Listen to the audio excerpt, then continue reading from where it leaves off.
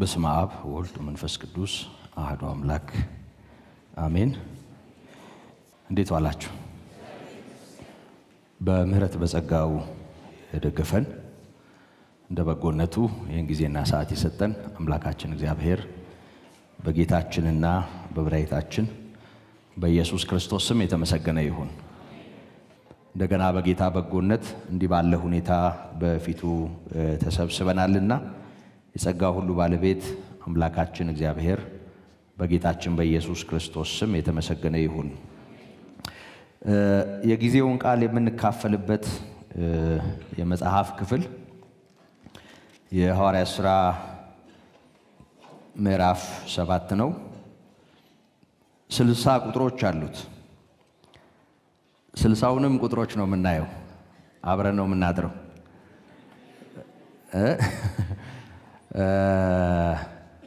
እና በንባብ ጊዜውን እንዳላጠፋ ጊዜውን ለመጠቀም ስል ያነበብኩት እንካፈለዋለን። አጭር ጸሎት በማድረግ ወደ ክፍሉ የምናልፍ ይሆናል። ቅዱስ አባታችን ልዑል እግዚአብሔር በሰማያት የምትኖር የነፍሳችን ጠባቂ የሕይወታችን ጌታ እድል ሰጥተህ እንዲህ እንደገና የሰበሰብከን ደግሞ በመካከላችን እንደ አባት እንደ አምላክ እንደረኛ ያለህ ለእያንዳንዳችን የሚያስፈልገንንና የሚረባንን የምትናገር ለጥቅም የምትናገር አባታችን ነህና እናመሰግንሃለን። ጌታ ሆይ ባስለመድከን ምሕረት በመካከላችን እንድትመላለስ የምትዳስሰውን እንድትዳስስ ቀና የምታደርገውን ቀና እንድታደርግ የምታርመውን የምታርቀውን እንድታርቅ በተስፋና በእምነት የምትሞላውን እንዲሁ በተስፋ በእምነት እንድትሞላ አንተን ተስፋ አድርገን ቃልህን እንዲህ በአደባባይ ገልጠናል። ጌታ ሆይ መምህራችሁ አንዱ ነው ተብሎ እንደተጻፈ መምህራችን አንተ ነህ። ለልብ የምትናገር አንተ ነህ። ጉባኤው ምን እንደሚያስፈልገው እኛ አናውቅም። አንተ ግን እያንዳንዱን በስም ታውቃለህ። ይልቁንም ጸጉራችን እንኳ በፊትህ የተቆጠረ እንደሆነ ልጅህ ነግሮናል። ጌታ ሆይ በግል የምታውቀን የምታየን የሚያስፈልገንን የምታውቅ እንደ አባትም እንደ አምላክም እንደ እረኛም በፊታችን የምትወጣ አንተ ነህ። ሁሉ ላንተ አሳልፈን ሰጠን። አንተ ምከር፣ አንተ አስተምር። ድንዛዜ የሚሆኑ ማስተዋልን የሚይዙ ጤናማው ምክርህን ለመሰወር በስውርና በግልጥ የሚዋጉ የረከሱ ኃይላት ይሄን በሚሰማ በአንድ ሰው ላይ እንኳ እድል እንዳይኖራቸው ስራቸው በስምህ የፈረሰ ይሁን። ደግሞ ጌታ ሆይ ይሄንን መልእክት በርቀት በዩቲዩብ ለሚከታተሉ በሚተላለፍበትና ጊዜና ወቅትም ለሚሰሙ በልዩ ልዩ ሁኔታ ውስጥ ላሉት ሁሉ ጥቅም እንድታደርገው አንተን አምነን እንካፈላለን። አንተ አስተምር፣ አንተ ምከር፣ ጊዜውን አንተ ተቆጣጠር። በተወደደው ብላቴና በኢየሱስ ክርስቶስ ስም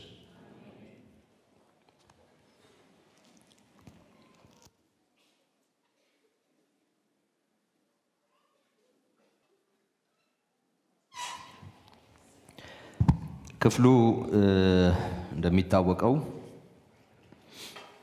በቤተ ክርስቲያን ታሪክ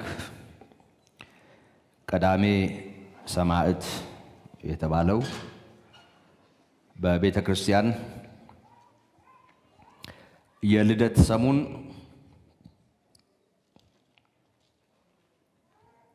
ለጌታ ምስክር ሆኖ በድንጋይ ተወግሮ የሞተው እስጢፋኖስ ያደረገው ረጅም ንግግር ነው።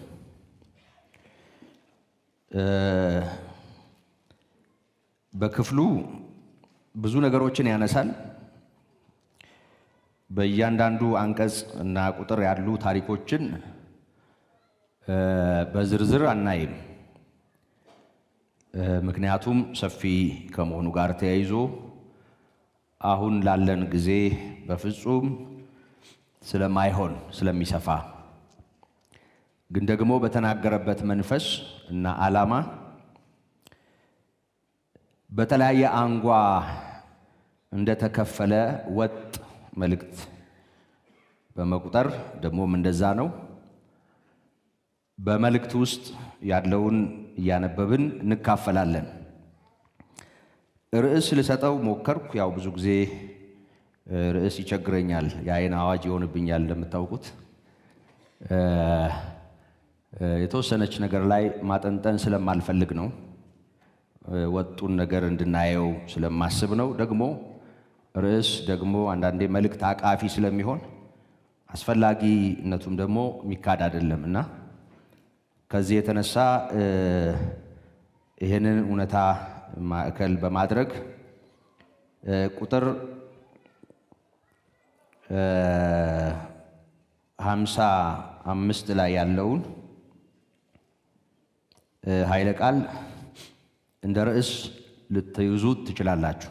እሱ ላይ አይደለም ማጠነጥነው፣ ሙሉውን ነው የምናየው።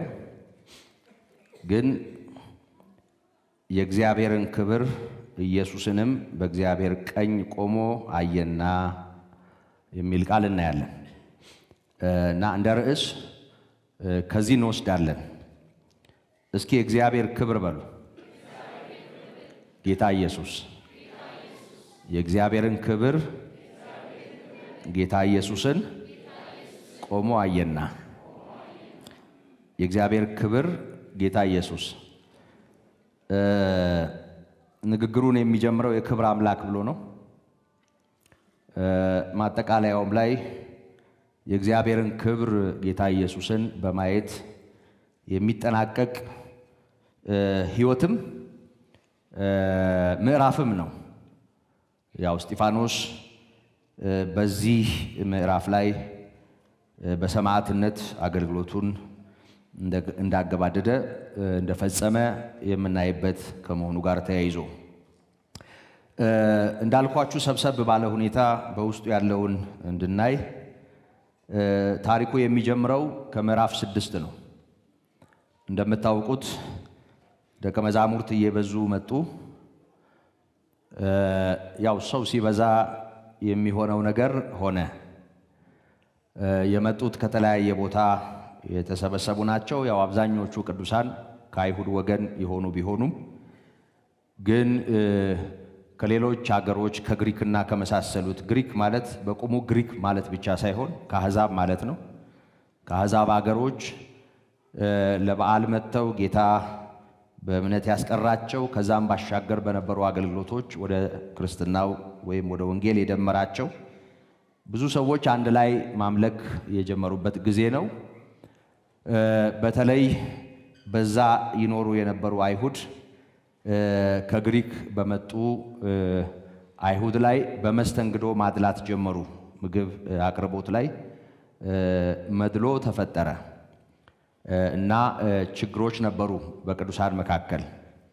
መቼም ሁል ጊዜም ቢሆን ማስተዋል ያለብን ችግር ግጥጥ ብሎ ወጥቶ ቅድም እንደተባለው ጌታን የሚገፋ ሲሆን፣ እምነት አልባ ሲሆን፣ ጨርሶ ክርስቶስ ከከፈለው ዋጋ እና አማኞች ሕይወት ውስጥ ከሚጠበቀው የተለየ ሲሆን ትንሽ ይከብዳል እንጂ እንደ ሰው ተሰርቶ ባላለቀ ጉባኤና ግለሰብ ድካምና ችግር መገኘቱ ሁልጊዜም ቢሆን መረሳት የለበትም።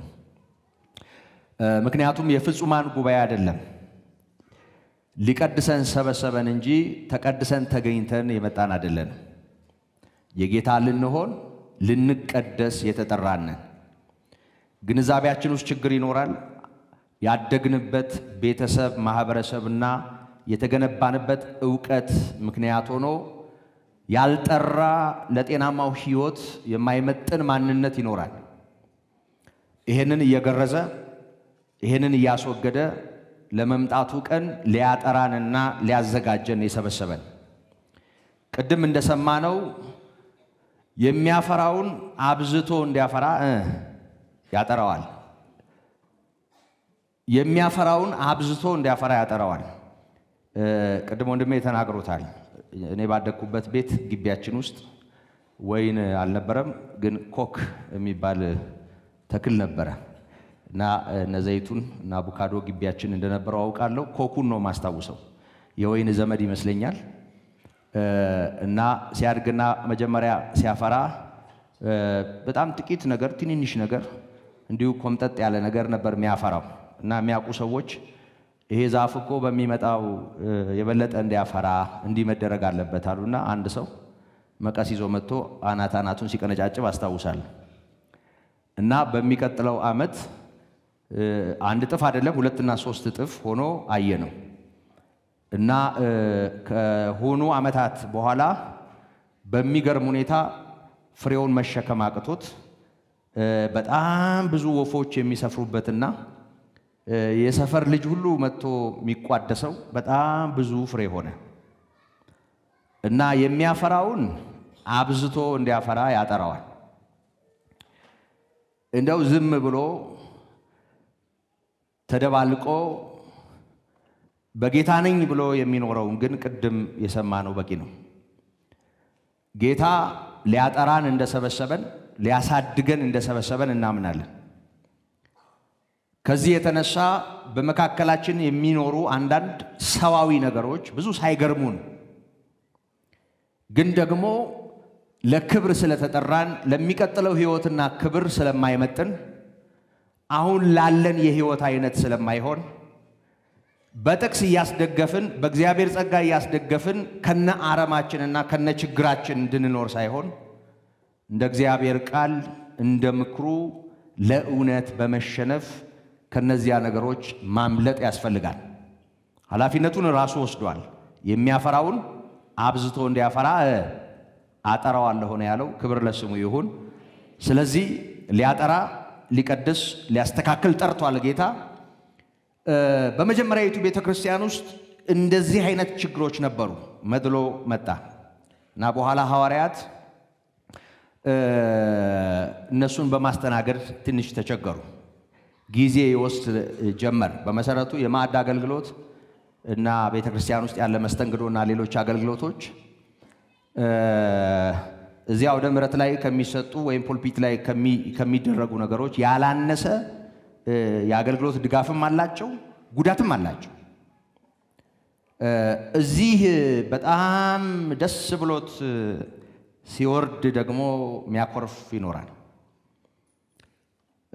ጠላት የሚጠቀምበት ካለ የማያስተውል ካለ ሰይጣን በደንብ የሚሰራበት ማንነት ካለ በጣም ጎልቶና ጎምርቶ የሚታየው የወንጌል አገልግሎት ጠላት የሚዋጋበት መሳሪያ ይሆናል እና በቤተክርስቲያን ውስጥ ሌላ ቀርቶ ወንበር መደርደርና ምግብ ማደል እንኳን ዝም ብሎ በደም ነፍስ የሚሰራ ስራ አይደለም በጣም ይገርመኛል ይሄን ከዚህ በፊት ተካፍለናል ብዙዎቻችሁ ታስታውሳላችሁ ጥበብ ያላቸው ወይም መንፈስ ቅዱስን የተሞሉ እንግዲህ ምግብ ለማደላደል በመንፈስ ቅዱስ መሙላትና በጥበብና በማስተዋል የተመሰከረላቸው ሆኖ መገኘት እስኪያስፈልግ ድረስ ደቀ መዛሙርት ቆም ብለው አሰቡና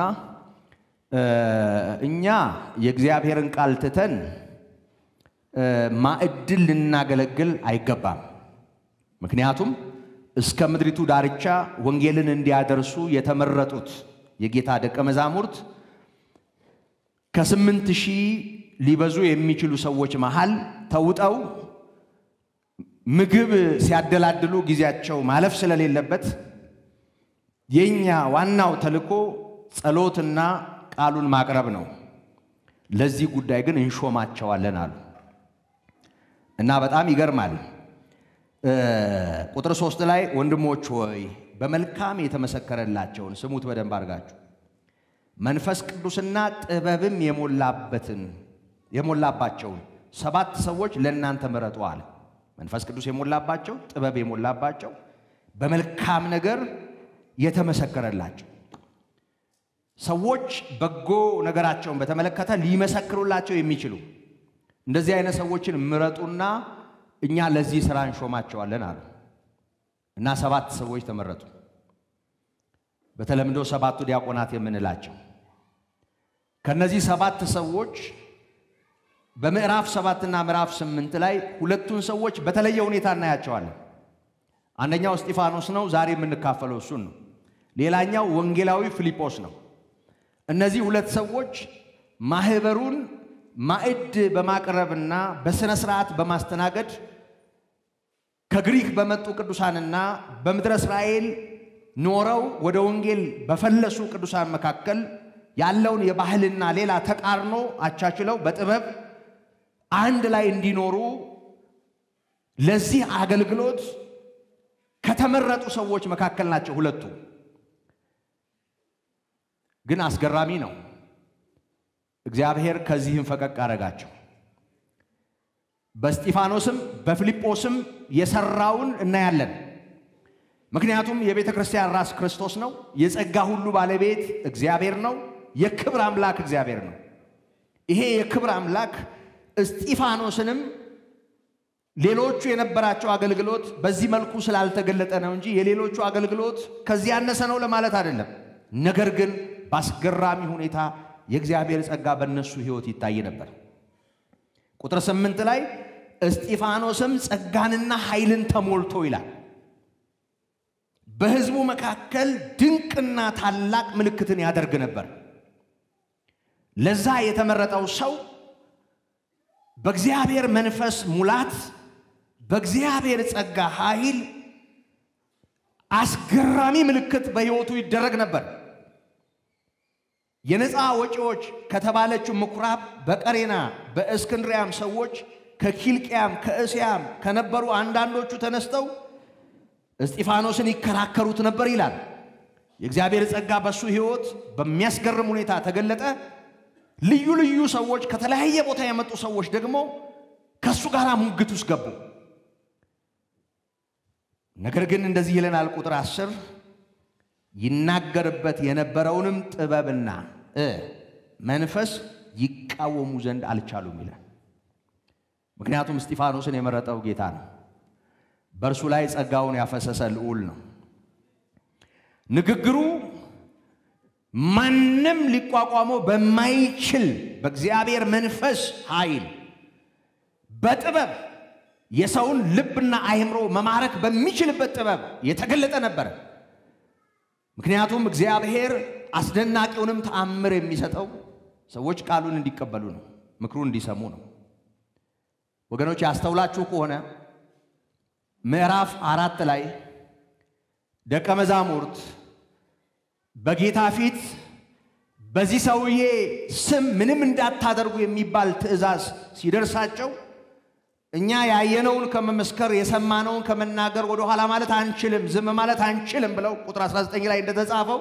ተናገሩና እነዚህ ምንም ማድረግ ስለማይችሉ እየዛቱ አስጠንቅቀው አሰናበቷቸው እነዚህ ደቀ መዛሙርት ጴጥሮስና ዮሐንስ መጡ በእምነት በጋራ ተሰብስበው ወደሚያመልኩ ቅዱሳን ያሏቸውን ነገሯቸው በአንድነት ሆነው ወደ እግዚአብሔር ድምጻቸውን ከፍ አድርገው ጮሁ በጣም የሚያስገርመው አስተውላችሁት ከሆነ ቁጥር 33ን በደንብ አስምሩበት ይኸውላችሁ በንግግራቸው ውስጥ ያሉትን ነው ማስታወስ የምፈልገው በቀባኸው በቅዱሱ ብላቴና በኢየሱስ ክርስቶስ ስም ድንቅና ምልክት ሲደረግ ባሪያዎች ደግሞ በፍጹም ግልጥነት ቃልህን እንዲናገሩ ስጣቸው አሉ ይላል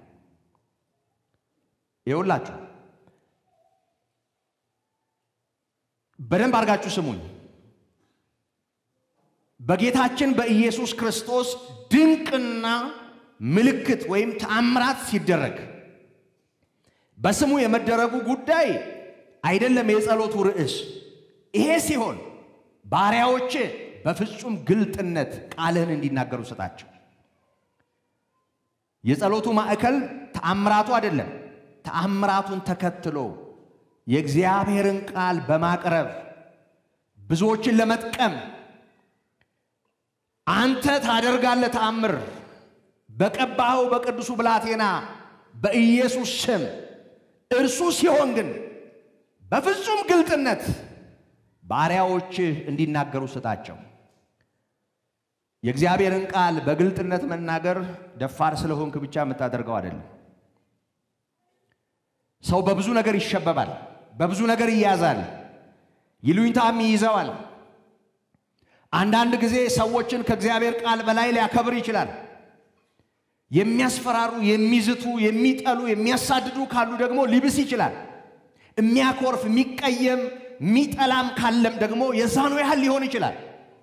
የእግዚአብሔር ቃል ነውና መዝመት ያለበት ሰው ሁሉ የሚሰራበት መለኮታዊ ኃይል ያለው ቃል ውስጥ ነውና አንተ በቀባኸው በቅዱሱ ብላቴና በኢየሱስ ስም ድንቅ ስታደርግ ባሪያዎች በፍጹም ግልጥነት ቃልህን እንዲናገሩ ስጣቸው። ይሄንን ነበር የጸለዩት። እዩት እስጢፋኖስን። ተአምራት በእጆቹ እየተደረጉ ነው። ያንን ተከትሎ ሰዎች ከያቅጣጫው ፈለሱ። በፍጹም ግልጥነት በሚያስገርም ጥበብ የእግዚአብሔርን ቃል ይነግራቸው ነበር። የሚናገርበትን ጥበብና መንፈስ መቃወም አቃታቸው። በዙሪያው የነበሩ ሰዎች ሊገዳደሩት አልተቻላቸውም ነው የሚለው።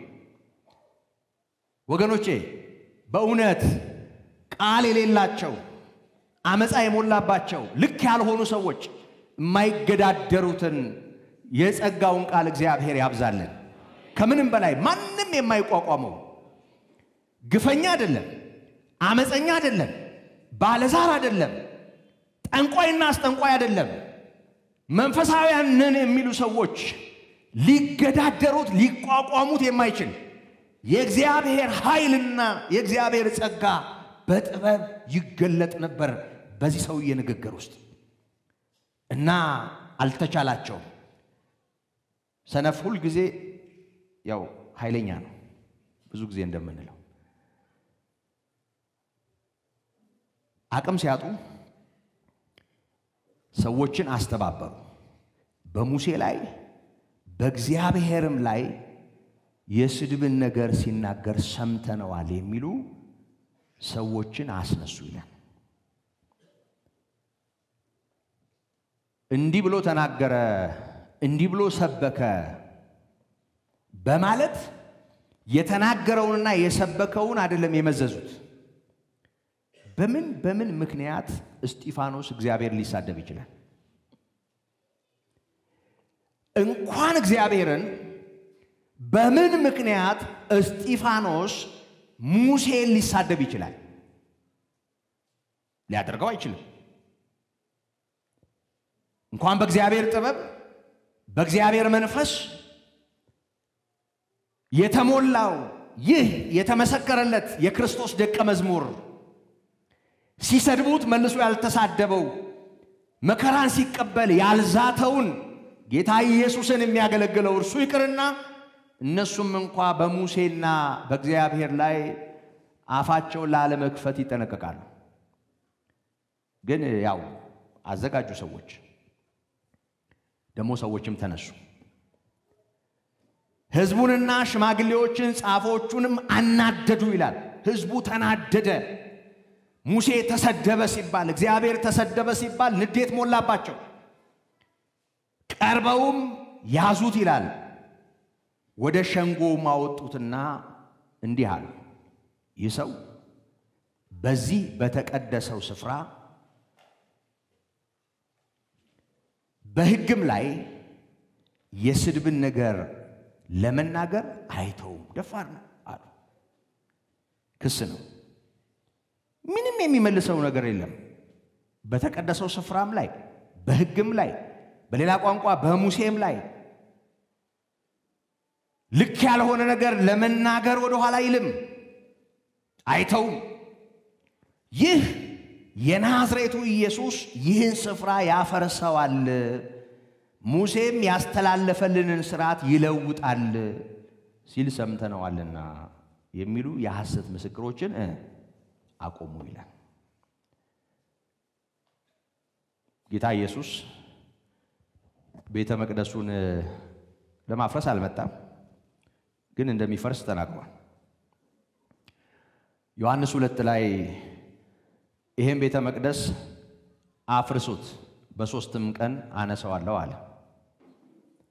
ስለ ሰውነቱ ቤተ መቅደስ ነው የተናገረው። አፈርሰዋለሁ አላለም። አፍራሾቹ እነሱ ናቸው። አነሳዋለሁ ነው ያለው። ልክ ነው። ነገር ግን ይሄንን ረጅም ዘመን ፈጅቶ የተሰራውን ትልቁን ቤተ መቅደሳችንን ከ46 ዓመት በላይ የፈጀው እንዲህ የተንቆጠቆጠውን መቅደሳችንን አፍርሼ በ3 ቀን እሰራዋለሁ ብለዋል የሚል ክስ ነበር ያቀረቡት። ያው ክስ ነው በነጠላ ሰረዝ የቀጠለው። ኢየሱስ ይህን ስፍራ ያፈርሰዋል አለ። የሙሴን ሕግ ይሽራል፣ የሙሴን ሕግ ይለውጣል አለ የሚሉ ያላለውን የሚሉ የሐሰት ምስክሮችን አቀረቡ። በሸንጎም የተቀመጡት ሁሉ ትኩር ብለው ሲመለከቱት ይላል እንደ መልአክ ፊት ሆኖ ፊቱን አዩት ይላል። እግዚአብሔር ሞገሱ ሆኖለታል፣ ክብር ሆኖለታል። ተከሶ ነው የቀረበው። ግን መልአክ ያዩ እስኪመስላቸው ድረስ መላእክት በብሉይ ኪዳንም ሆነ በአዲስ ኪዳን ሲገለጡ የተገለጡበትን መልክና ግርማ ቅዱሳት መጻሕፍት ይነግሩናል። እና ሲያዩት ያ የሚያውቁት ፊት ለፊት ያቆሙት በሐሰት የሚናገሩበት እስጢፋኖስ እስከማይመስላቸው ድረስ እግዚአብሔር ጸጋውን አበዛለት። ይሄ በመብልና በመጠጣት በመውዛት የሚሆን ሞገስ አይደለም። ታስታውሳላችሁ ወደ ባቢሎን ተማርከው የነበሩ ዳንኤልን ትዝ ይላችኋል። መልካቸው ታየ ተመረጡና ንጉሱ ከሚበላው ጮማ እንዲበሉ ደግሞም ከሚጠጣው ወይን እንዲቀዳላቸው በንጉሱ ትእዛዝ መጋቢ ተመደበላቸው። እና ዳንኤል ግን ከዛ እንዳይረክስ በልቡ አሰበ ይላል። በጭራሽ እኛ አንበላም ይሄንን አሉ። እንድመግባችሁ ታዝዣለሁ፣ ባይሆን እኔ ነኝ ዋጋ መከፍለው። አይሆንም አላቸው። ፈትነን 10 ቀን አሉት። ከስተን ካገኘህን አንተ የምትለውን ንጉሱ ብሉ ያለንን እንበላለን። በአምላካቸው ተወራረዱ። 10 ቀን ፈተናቸው። ከ10 ቀን በኋላ ጮማ ይቆርጡ ከነበሩት ከሌሎቹ ይልቅ እነዚህ የልዑል አምላክ ባሪያዎች መልካቸው ያበራ ነበር፣ በጣም ሞገስ ነበራቸው። ባቄላው ይመስላችኋል? ባቄላ በጣም ጥሩ ስለሆነ ፕሮቲኑ ሃይ ስለሆነ የባቄላ አቅም አይደለም።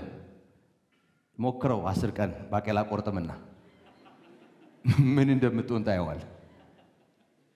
የተሟገቱለት ጌታ ነው። አዎ አያችሁ፣ ከሚታወቀው የተፈጥሮ ስርዓት ያልፋል። እግዚአብሔር እኮ ትልቅ ነው ወገኖች፣ እግዚአብሔር ትልቅ ነው።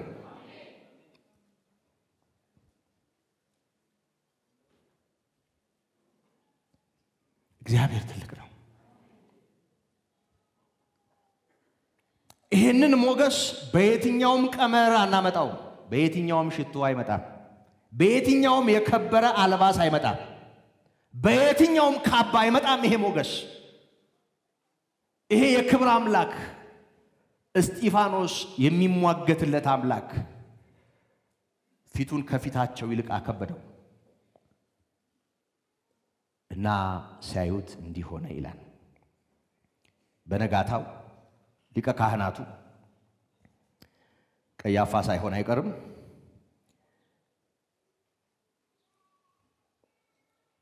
ጌታ በተወነጀለበት ጊዜ በእርሱ ላይ የተናገረው ሰው ሐዋርያ ሥራ ምዕራፍ 4 ላይ ዮሐንስና ጴጥሮስ በቀረቡበት ሸንጎ የነበረው ሰው እሱ እንደሆነ ይታመናል። ሊቀ ካህናቱም ይህ ነገር እንዲህ ነውን አለው። እንትን አይመስልም? በጣም በቃ ፍትሃዊ አይመስልም አጠያየቁ። ምን ማለት ነው? እንዳሉት ነው። ሙሴን ተሳድበሃል፣ እግዚአብሔርን ተሳድበሃል፣ ሙሴ የሰጠውን ሕግና ሥርዓት ኢየሱስ ይለውጣል ብለህ ተናግረሃል። ነገሩ እንዲህ ነውን ብሎ ጠየቀው እና እስጢፋኖስ በታላቅ ትህትና እንዲህ አለ። ወንድሞችና አባቶች ሆይ ስሙ። ይህ የክብር አምላክ ለአባታችን ለአብርሃም በካራን ሳይቀመጥ ገና በሁለት ወንዝ መካከል ሳለ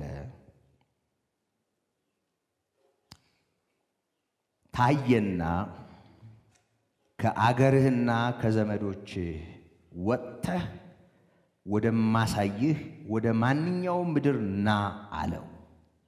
ማ? የክብር አምላክ።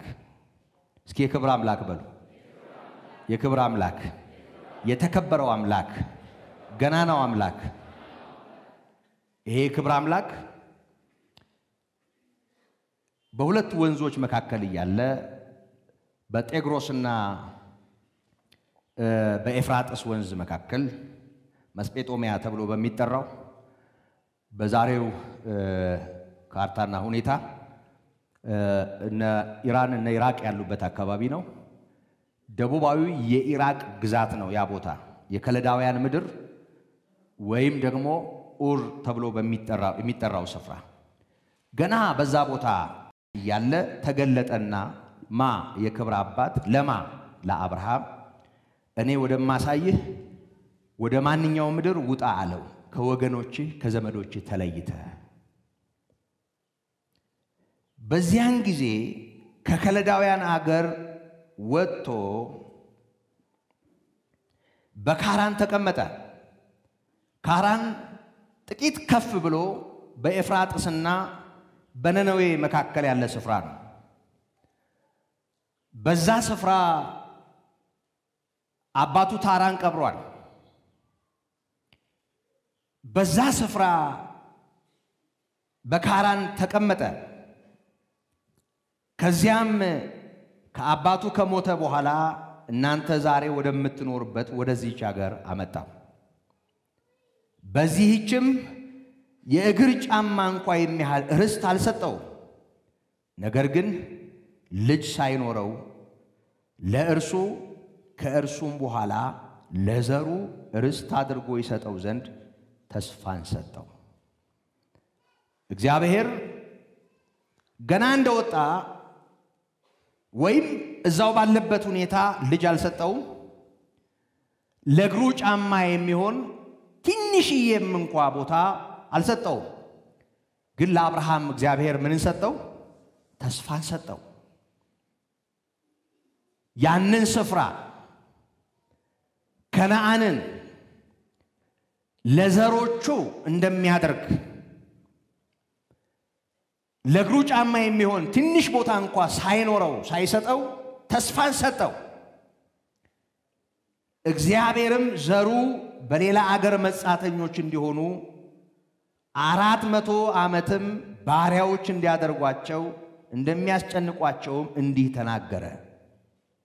ደግሞም እግዚአብሔር እንደ ባሪያዎች በሚገዟቸው ሕዝብ ላይ እኔ እፈርድባቸዋለሁ፣ ከዚያም በኋላ ይወጣሉ፣ በዚህም ስፍራ ያመልኩኛል አለ። ማ? የክብር አምላክ እግዚአብሔር።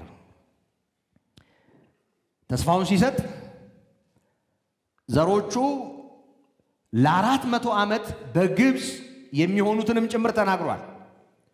ወደ ኋላ ሄዳችሁ ዘፍጥረት 15ን አንብቡት። እግዚአብሔር ተስፋን እንደሰጠው በመናነብበት የመጽሐፍ ክፍል የእርሱ ዘሮች በሚያስጨንቋቸው ግብፃውያን እጅ ለ400 ዓመት ባሪያ እንደሚሆኑ ከባርነት ቤት ደግሞ እንደሚወጡና ተመልሰው አሁን እግዚአብሔር ተስፋ አድርጎ በሰጠው ምድር እንዲሁ በተስፋ ከመሬቱ ቁራጭ አልሰጠውም እንደሚያመልኩት ዘሮቹ በዚያ እግዚአብሔርን እንደሚያከብሩ ተናገረ። የመገረዝንም ኪዳን ሰጠው። እንዲሁም ይስሐቅን ወለደ። በስምንተኛውም ቀን ገረዘው። ይስሐቅም ያዕቆብን፣ ያዕቆብም 12ቱን የአባቶች አለቆች አለ። ረጅም ነው አይደል? ሩቅ ነው አይደል? ወደ አዲስ ኪዳን ለመምጣት እኔ ሳነበው ጀምረው ይሄ ነገር ያዋጣል ብዬ አሰብኩ። ሩቅ አይደል? እያንዳንዱን ብንተነትን ሰፊ አይደል? አንተነትነው በጣም ሰፊ ስለሚሆን ግን አንድ ነገር እያሰመርን እናልፋለን። ይኸውላችሁ እግዚአብሔር ታሪክን፣ ዘመንን፣ ሁኔታን ሁሉ የሚቆጣጠር አምላክ ነው። በደንብ አድርጋችሁ ስሙኝ። ያለ እግዚአብሔር ፈቃድ ምንም ነገር እንደማይሆን ትናንትና ወንድሜ ሙሉቀን ጋር ተደዋወልና ዛሬ ስለሚያቀርበው አገልግሎት ጠየቁት። አንዳንዴ እንደሱ እንጠያይቃለን። ተመሳሳይ ርዕስ እንዳንመርጥ ሰፈር የት ነው እንባባላለን። እና ሰፈር የት ነው አልኩት እና ሰፈሩን ነገረኝ። ዮሐንስ 15 እንደሆነ በዛው አንድ ነገር ጫረብኝ። አሰግድ አይተኸዋል ይሄ ኦሎምፒክ መክፈቻውን አለኝ። እኔ ኦሎምፒክም እንዳለ አላወቅኩም። ይቅርታ አድርጉልኝ አትሌቶች ካላችሁ እንዳትቀየሙኝ። ማለት ይሄን ሰሞን ከሚዲያ ርቅ ያለው ያን ያህል ሰነፍ አይደለሁም፣ ግን ምንም መረጃው አልነበረኝም። ምንም ለምን እንደሆነ አላውቅም። እና መክፈቻውን አይተኸዋል እንደው ማየት አለብህ አለኝ። እሱ ተንገብግቦ ሊያንገበግበኝ ነው፣ ተቃጥሎ ሊያቃጥለኝ ነውና ማየት አለብህ አለኝ። ቅድምም እንደመጣው አይተኸዋል አለኝ። አሳስቦታል ማለት ነው። በጣም አናዶታል ማለት ነው አይደል? አሳዝኖታል ማለት ነው። እውነት ነው። ትኩሳትን ልታጋባብኝ ነው ብዬው ቀልጄው ከዛ አለፍኩና ከሌላ ወንድም ጋር ተወሰነች ደቂቃ የሆነች ነገር አየን። ሁኔታው ያናድዳል፣ ግን ደግሞ በሌላ መልኩ በግልባጩ ደግሞ ደስ አለኝ። ምክንያቱም እስኪ ተመልከቱ፣ በዚህ አይነት አቅምና መደራጀት የትኛውን የሃይማኖት መሪ ነው ዓለም እየተቃወመች ያለችው? የትኛውን ሃይማኖት ነው ዓለም እየተቃወመች ያለችው? ብዙ ቅሌት ያለባቸው ቤተ እምነቶችና የእምነት መስራቾች የንጹሑን ጌታ ያህል የተጠሉ አይደሉም። ታውቃላችሁ? ዓለም ብዙ ዝባዝንኬ ተሸክማ ኢየሱስ ይከብዳታል። ልክ እኮ ነው። ድል የነሳት እሱ ነው። አሸናፊው እኮ እሱ ነው። ያልተፈለገው እሱ ነው። ሁኔታው ለጥቂት እሱን እንዳቃጠለው ሊያቃጥለኝ አለ። ግን ወዲያው ነው ሽፍት ያረኩት። ደስ አለኝ። ዝም ብዬ አሰብኩት። የሰው ውድቀት አይደለም። የሰው ውድቀት ያሳዝናል። ሰው በዚህ መጠን ክብረ ቢስ ሲሆን፣ ሰው ቅሌቱን ይሄ ነውራቸው በክብራቸው እንዳለ ነውሩን ክብር ሲያደርግ፣ ሐሳባቸው ምድራዊ ምኞታቸው ምድራዊ እንዳለ ምድራዊ ሲሆን፣ ሰው ታውት በሰማይ ላለው ነገር ሰው እኮ ለአካሉና ለጤናው እንኳን ክብር የለውም። በዚህ መንገድ የሄዱ ሰዎች በምን አይነት ብልሽት ህይወታቸው እንደሚበላሽ እናውቃለን። ግብረ ሰዶማዊነት ምንድነው የሚያቆራው? እዴ ዳይፐር አርጎ ወንድ ልጅ እስኪሄድ ድረስ መዋረድ ምንድነው የሚያቆራው? በወረደ ቋንቋ ነገርኳችሁ፣ እውነት ነው። ከዚህም በላይ ያናገራል ጉዳዩ። ምንድነው የሚያቆራው? እንዲህ ብሽቅጥ ያለ ሰው ከተፈጥሮ ስርዓት ወጥቶ እንዲህ እንስሳ ሲሆን ከእንስሳም ይብሳል። ባለፈው ነግሬያችኋለሁ። በአንድ ወቅት እዚህ አፍሪካ ህብረት ላይ በዚሁ ጉዳይ ላይ አንድ ስብሰባ ነበር እና በወቅቱ የነበሩት ፓትርያርክ አቡነ ጳውሎስ ያደረጉት ንግግር ላይ ውስጤ የቀረ ነገር አለ። ተፈጥሮ እንኳን ሊያስተምረን ይገባል ነበር። እንጨቶችና አበባዎች እንኳን ወንዴና ሴት ያላቸው አሉ። አዎ ወንዴና ሴት ያላቸው። የዝንጀሮ መንጋ ታዩታላችሁ፣ ወንዱ የትኛው ነው፣ ሴቷ የቷ ናት? እስኪ የአንበሳን መንጋ ታዩዋላችሁ፣ የትኛው ወንድ እንደሆነ የትኛው ሴት እንደሆነ። በተፈጥሮ ስርዓት ውስጥ እንኳን ታያላችሁ፣ ወንድና ሴቱን እንዲህ ከቁመና አንስቶ በሚያደርጉት ነገር ታያላችሁ። እግዚአብሔር ተፈጥሮን ድንቅ አድርጎ ነው ያዋቀረው። ይሄንን በተገላቢጦሽ የሚያይ ሰይጣን ነው የእግዚአብሔርን ዘላለማዊ ሐሳብ ለመዋጋት አይሳካለትም እንጂ። ስልጣኔ አይደለም ይሄ፣ ድንቁርና ነው፣ መበላሸት ነው ይሄ። መዋረድ ነው ይሄ? ምን ክብር አለው ይሄ?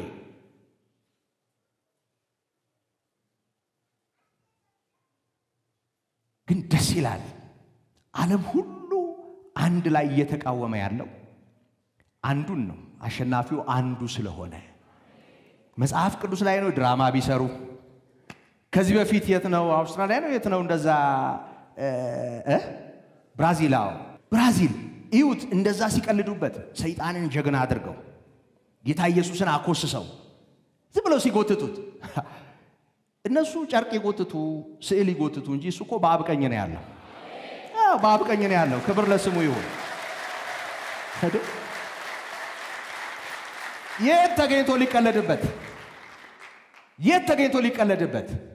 የት ተገኝቶ? ይኸውላችሁ የሰው ጥፋት ሊያሳዝነን ይገባል። ይሄ እርኩሰት እንዳይወርሰን ወገባችንን እንታጠቅ ይገባል። ከጽድቅ ጋር መቆም ለገዛ ክብራችንና ጥቅማችን ያስፈልገናል። ለሚቀጥለው ህይወት አይደለም ያለን ህይወት እንዳይጨልም እግዚአብሔር ለሰው ልጅ ባለው ክብር ውስጥ ለመኖር ከእውነት ጋር መስማማት ግድ ነው። ለገዛ ጥቅማችን ለትውልዱ ረፍት የክብርን አምላክ በተመለከተ ማንም አይደርስበትም።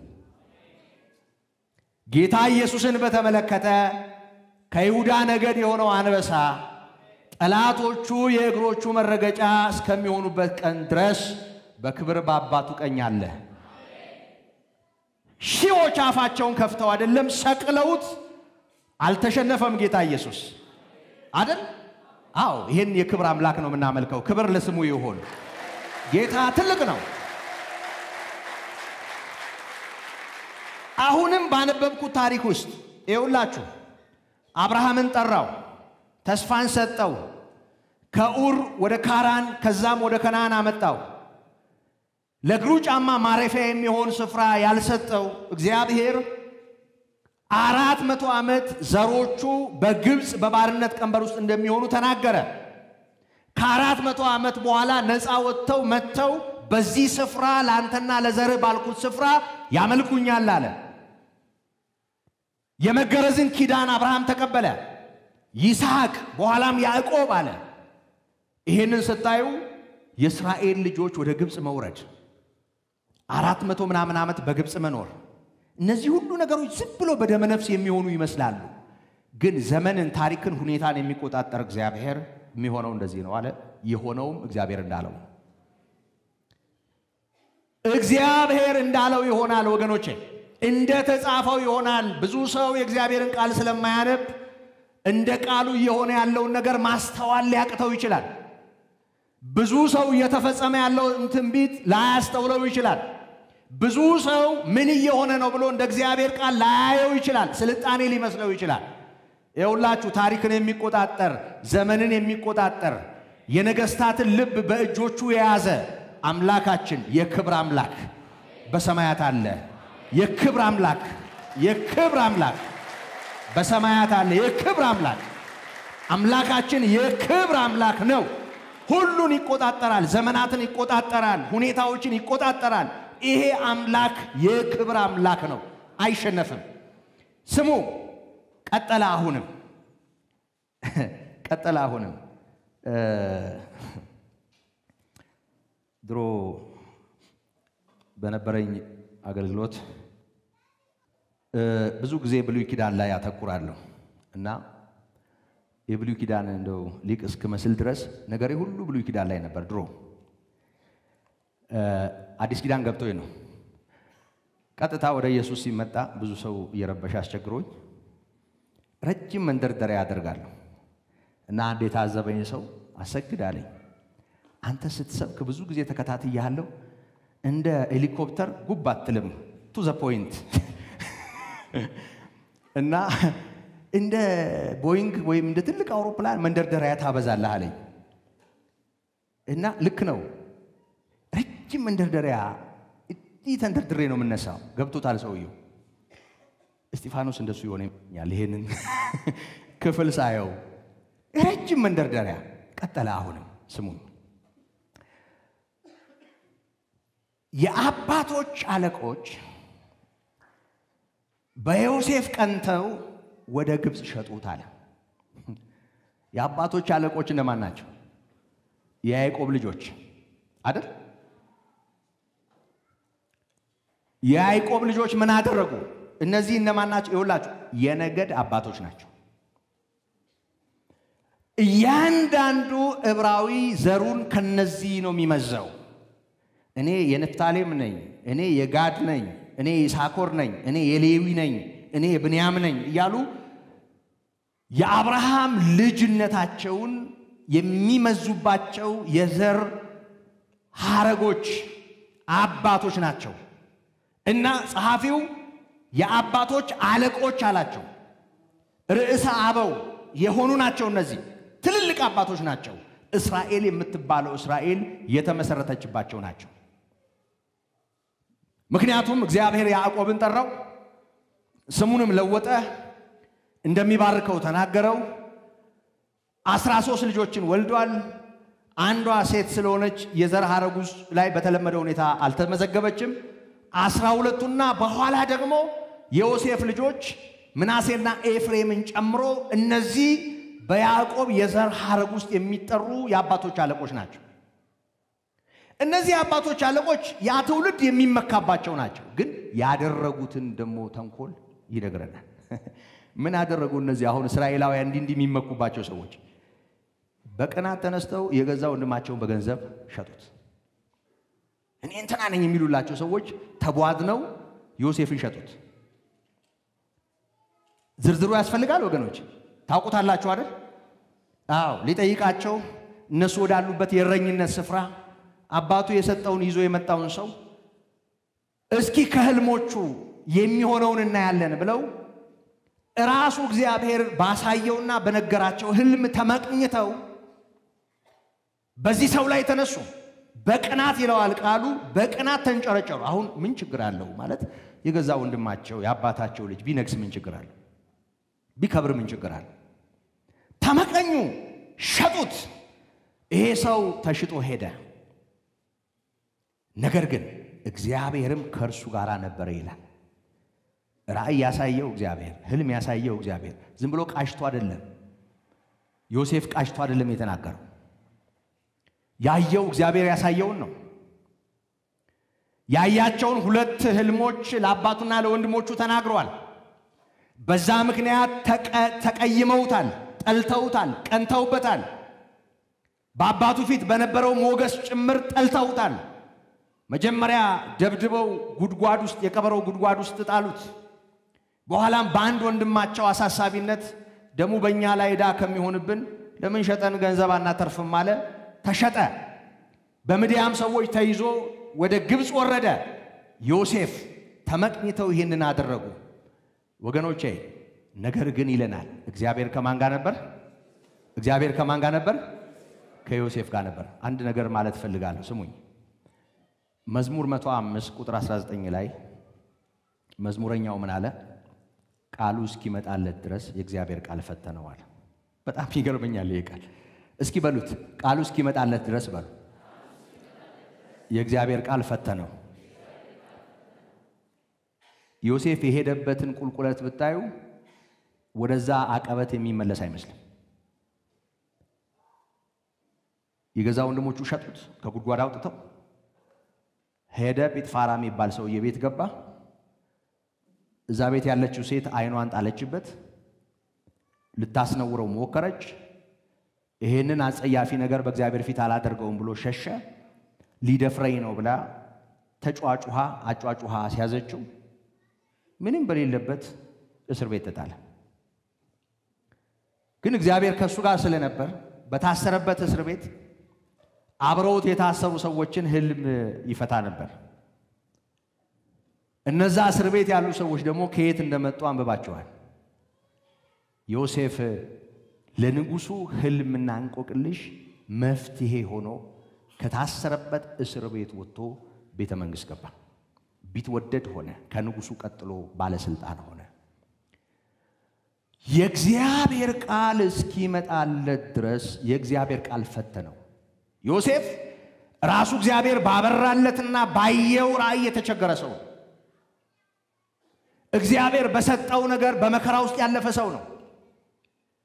ሁሉ ጊዜ እግዚአብሔር ከኛ ጋር ሲሆንና እግዚአብሔር የሰጠን ነገር በርግጥ መኖሩን ስናስብ የምናስበው ክብርና ከፍታውን ነው። ግን ከዛ ጋር ተያይዥነት ያለው ሰልፍና ችግር ሊኖር እንደሚችል ማንም አይገምትም። እግዚአብሔር ከዮሴፍ ጋር ስለነበረ ከገባበት አዘቅት አውጥቶ በግብፃውያን ሁሉ ላይ ከንጉሱ ቀጥሎ የንጉሱ ቢትወደድ ሆኖ ተሾመ። ከህልሙ እስኪ የሚሆነውን እናያለን አይደለም ያሉት? ወደሚሆንበት ስፍራ መጣ። እግዚአብሔር ከእርሱ ጋር ነበረ። ወገኖቼ ሁሉ ጊዜም ቢሆን ቼክ ማድረግ ያለብን እግዚአብሔር ከኔ ጋር ነው ወይ? እኔ ከእግዚአብሔር ጋር ነኝ ወይ? የቅዱም መልእክት በእኔ ባትሆኑ አትችሉም አይደለም እንዴ? አዎ እግዚአብሔር ትልቅ ነው ወገኖቼ። ብቻ እግዚአብሔር ከኛ ጋር ይሁን። ታስታውሳላችሁ እነዛ ዘኍልቍ 14 ላይ ያሉ የኢያሪኮን ሰዎች ሰልለው የመጡ ሰዎች ህዝቡን ሲያስለቅሱ ሁለቱ ሰዎች በመሃል ድምጻቸውን ከፍ አድርገው ተናገሩ። እዛ ያሉ ጠላቶቻችን ረጃጅሞች ናቸው አይደለም ጉዳዩ። እግዚአብሔር ከወደደን ማርና ወተት ወደምታፈሰው ያገባናል። ጉዳዩ እግዚአብሔር ይወደናል ወይ ነው። ወገኖቼ በእግዚአብሔር የምትወደዱ ናችሁ? በእግዚአብሔር የምትወደዱ ናችሁ? እንደ ሞኝ ነው ይሄን የምጠይቃችሁ። ግን እኮ እኔን እግዚአብሔር ትቶኛል የሚል ሰው ላይጠፋ ይችላል። እዚህ ውስጥ አይመስለኝም የሚል ሰው ላይጠፋ ይችላል። የእግዚአብሔር ቃል እንደዚህ ይላል፣ የኔ ህይወት እንደዚህ ነው፣ መጽሐፉ እንደዚህ ይላል፣ እኔ እንደዚህ ነኝ፣ እግዚአብሔር በኔ ህይወት ለምን የሚል ሰው ይኖራል። እግዚአብሔር የወሰናት እስክትሆን ድረስ እግዚአብሔር ያለን ነገር እንኳን ፈተና ሊሆንብን ይችላል። በቃሉ የሚፈተን መፍትሄ በተባለው እውነት የሚፈተን በእግዚአብሔር ቃል ምክር የሚቸገር ለሰው ሁሉ መድኃኒት በሆነው እውነት የሚፈተን ቀላል አይደለም። ነገር ግን እግዚአብሔር አሁንም በዙፋኑ ነው ወገኖቼ። እግዚአብሔር አሁንም በዙፋኑ ነው። ይኸውላችሁ ከሱ ጋር ነበር። በግብፅ ንጉሥ በፈርዖን ፊት ሞገስና ጥበብን ሰጠው ለዮሴፍ። በግብፅና በቤቱ ላይ ሁሉ ቢትወደድ አድርጎ ሾመው። በግብፅና በከነዓንም አገር ሁሉ ረሃብና ብዙ ጭንቅ መጣ ይላል። ከዛ በኋላ አባቶቻችንም ምግብን አላገኙም። እነማን ናቸው እነዚህ የሸጡት ሰዎች? የዮሴፍ ወንድሞች የሚበሉት አጡ፣ ተቸገሩ። ያዕቆብም በግብፅ እህል መኖሩን ሰማ። በሰማ ጊዜ በመጀመሪያ አባቶቻችንን ሰደዳቸው። እነማንን? ዮሴፍን የሸጡትን ሰዎች። በሁለተኛም ዮሴፍ ለወንድሞቹ ታወቀ ይላል። እነዛ ሰዎች እንዴት መተው ማዳበሪያ ይዘው እግሩ ስር እንደተገኙ ታውቃላችሁ አይደል? ሰምታችኋል ይሄንን አይደል? እነሱ በተንኮልና በግፍ ቢሸጡትም ለመከራ ቀን መጠለያ አደረገው። እግዚአብሔር ከሱ ጋር ስለነበር እግዚአብሔር እንደሱ ይሰራል። እግዚአብሔር እንደሱ ይሰራል። ወገኖቼ በደንብ ስሙኝ። እነዚህ ሰዎች በአባታቸው ተልከው መጡ። በኋላ ዮሴፍ ራሱን ገለጠላቸው። የዮሴፍም ትውልድ በፈርዖን ዘንድ ተገለጠ። ዮሴፍ ዘሮች ያዕቆብና የያዕቆብ ልጆች ጠቅላላ ታወቁ፣ ተገለጡ። ዮሴፍም አባቱን ያዕቆብንና 75 ነፍስ የነበረውን ቤተ ዘመድ ሁሉ ልቆ አስጠራ። ያዕቆብም ወደ ግብፅ ወረደ። መጨረሻም ላይ እርሱም ሞተ።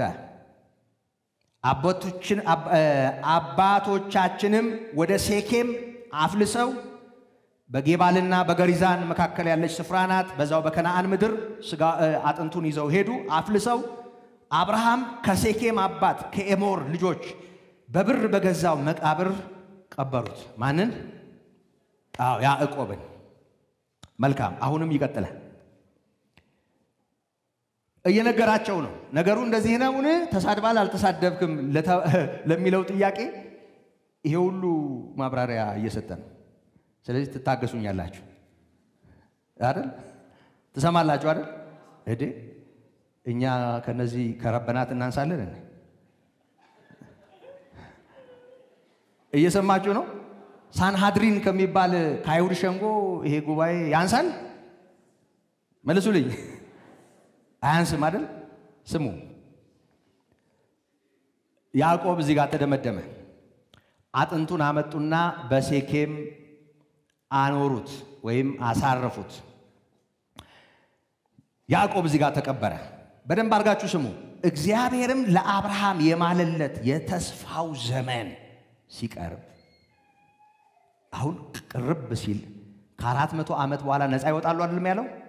እዛ ዘፍጥረት 15 ላይ ያለው እሱ ጊዜ ሲቀርብ ዮሴፍን የማያውቀው ሌላ ንጉሥ በግብፅ ላይ እስኪነሳ ድረስ ሕዝቡ እየጨመሩ በግብፅ በዙ። እርሱም ወገናችንን ተተንኩሎ አለ ሕፃናትን በሕይወት እንዳይጠብቁ ወደ ውጭ ይጥሉ ዘንድ አድርጎ አባቶቻችንን አስጨነቃቸው። የግብፅ ነገስታት መጠሪያ ነው ፈርዖን የሚለው ቃል። በመጽሐፍ ቅዱሳችን ውስጥ ወደ 11 የፈርዖኖች ስም ተዘርዝሯል። ይሄኛው ፈርዖን ሙሴ በተወለደበት ወቅትና ጊዜ የነበረው ነው። በዚህኛው የፈርዖን ዘመን አንድ ትእዛዝ አዘዘ። ይኸውላችሁ እግዚአብሔር የተናገረው የተስፋው ቃል ሊፈጸም ሲቀርብ ጫፍ ላይ ሲደርስ ይሄ ሊነጋ ሲል ይጨልማል እንደሚባለው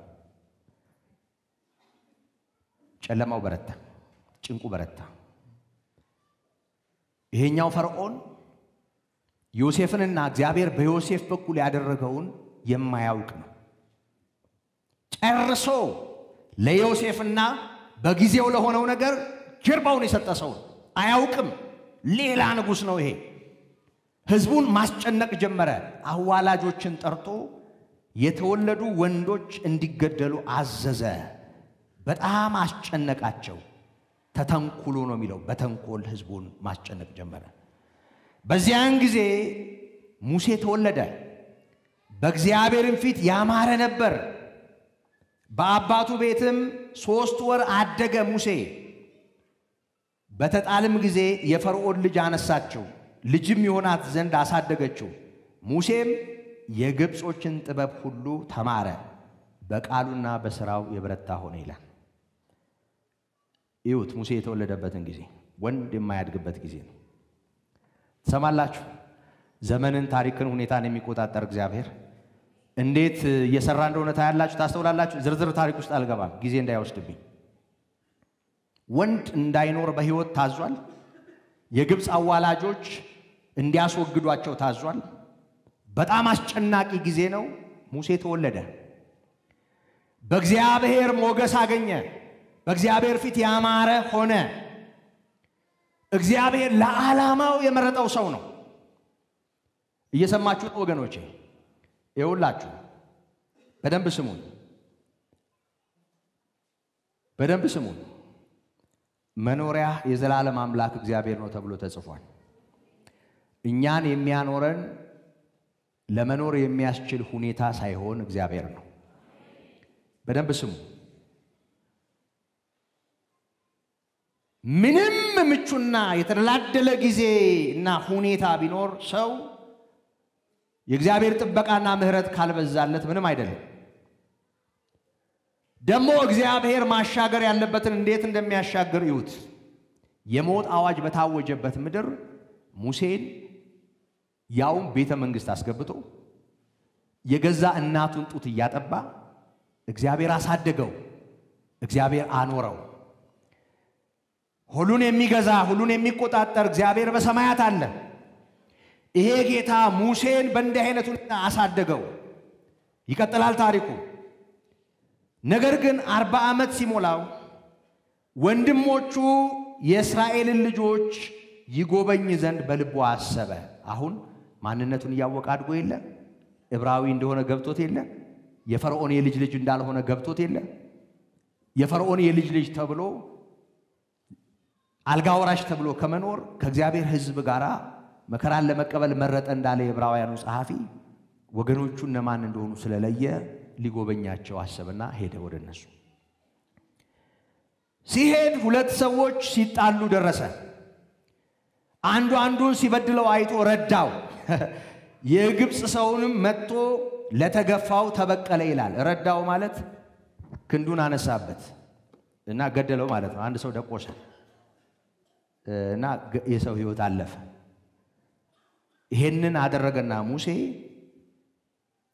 አገር ሰላም ነው ብሎ ገባ በሌላ ጊዜ ወንድሞቹም እግዚአብሔር በእጁ መዳንን እንዲሰጣቸው የሚያስተውሉ ይመስለው ነበር ይላል ይሄ ደግሞ በጣም የሚገርመኝ ነገር ነው እግዚአብሔር ከርሱ ጋር እንዳለ በሱ በኩል ህዝቡን ነፃ ለማውጣት እግዚአብሔር ሙሴን እንደመረጠው ወንድሞቹ የሚረዱት ይመስለው ነበር እየሰማችሁ ነው ሰምታችሁታል በደንብ እግዚአብሔር በሱ በኩል ነፃነት የሚሰጣቸው እንደሆነ የሚያስቡና የሚረዱት ይመስለው ነበር ሙሴ በሌላም ቀን መጣ እንደገና ሊጎበኛቸው እነሱ ምንም አያስተውሉ በማግስቱ እርስ በርሳቸው ሲጣሉ አገኛቸውና ሊያስታርቃቸው ወዶ ሰዎች ሆይ እናንተ ወንድማማች ናችሁ ስለምን እርስ በርሳችሁ ትበዳደላላችሁ አላቸው ያም ባልንጀራውን የሚበድለው ግን አንተን በእኛ ላይ ሹምና ፈራጅ እንድትሆን የሾመ ማን ነው አሉ እነሱ ሁለቱም ዕብራውያን ናቸው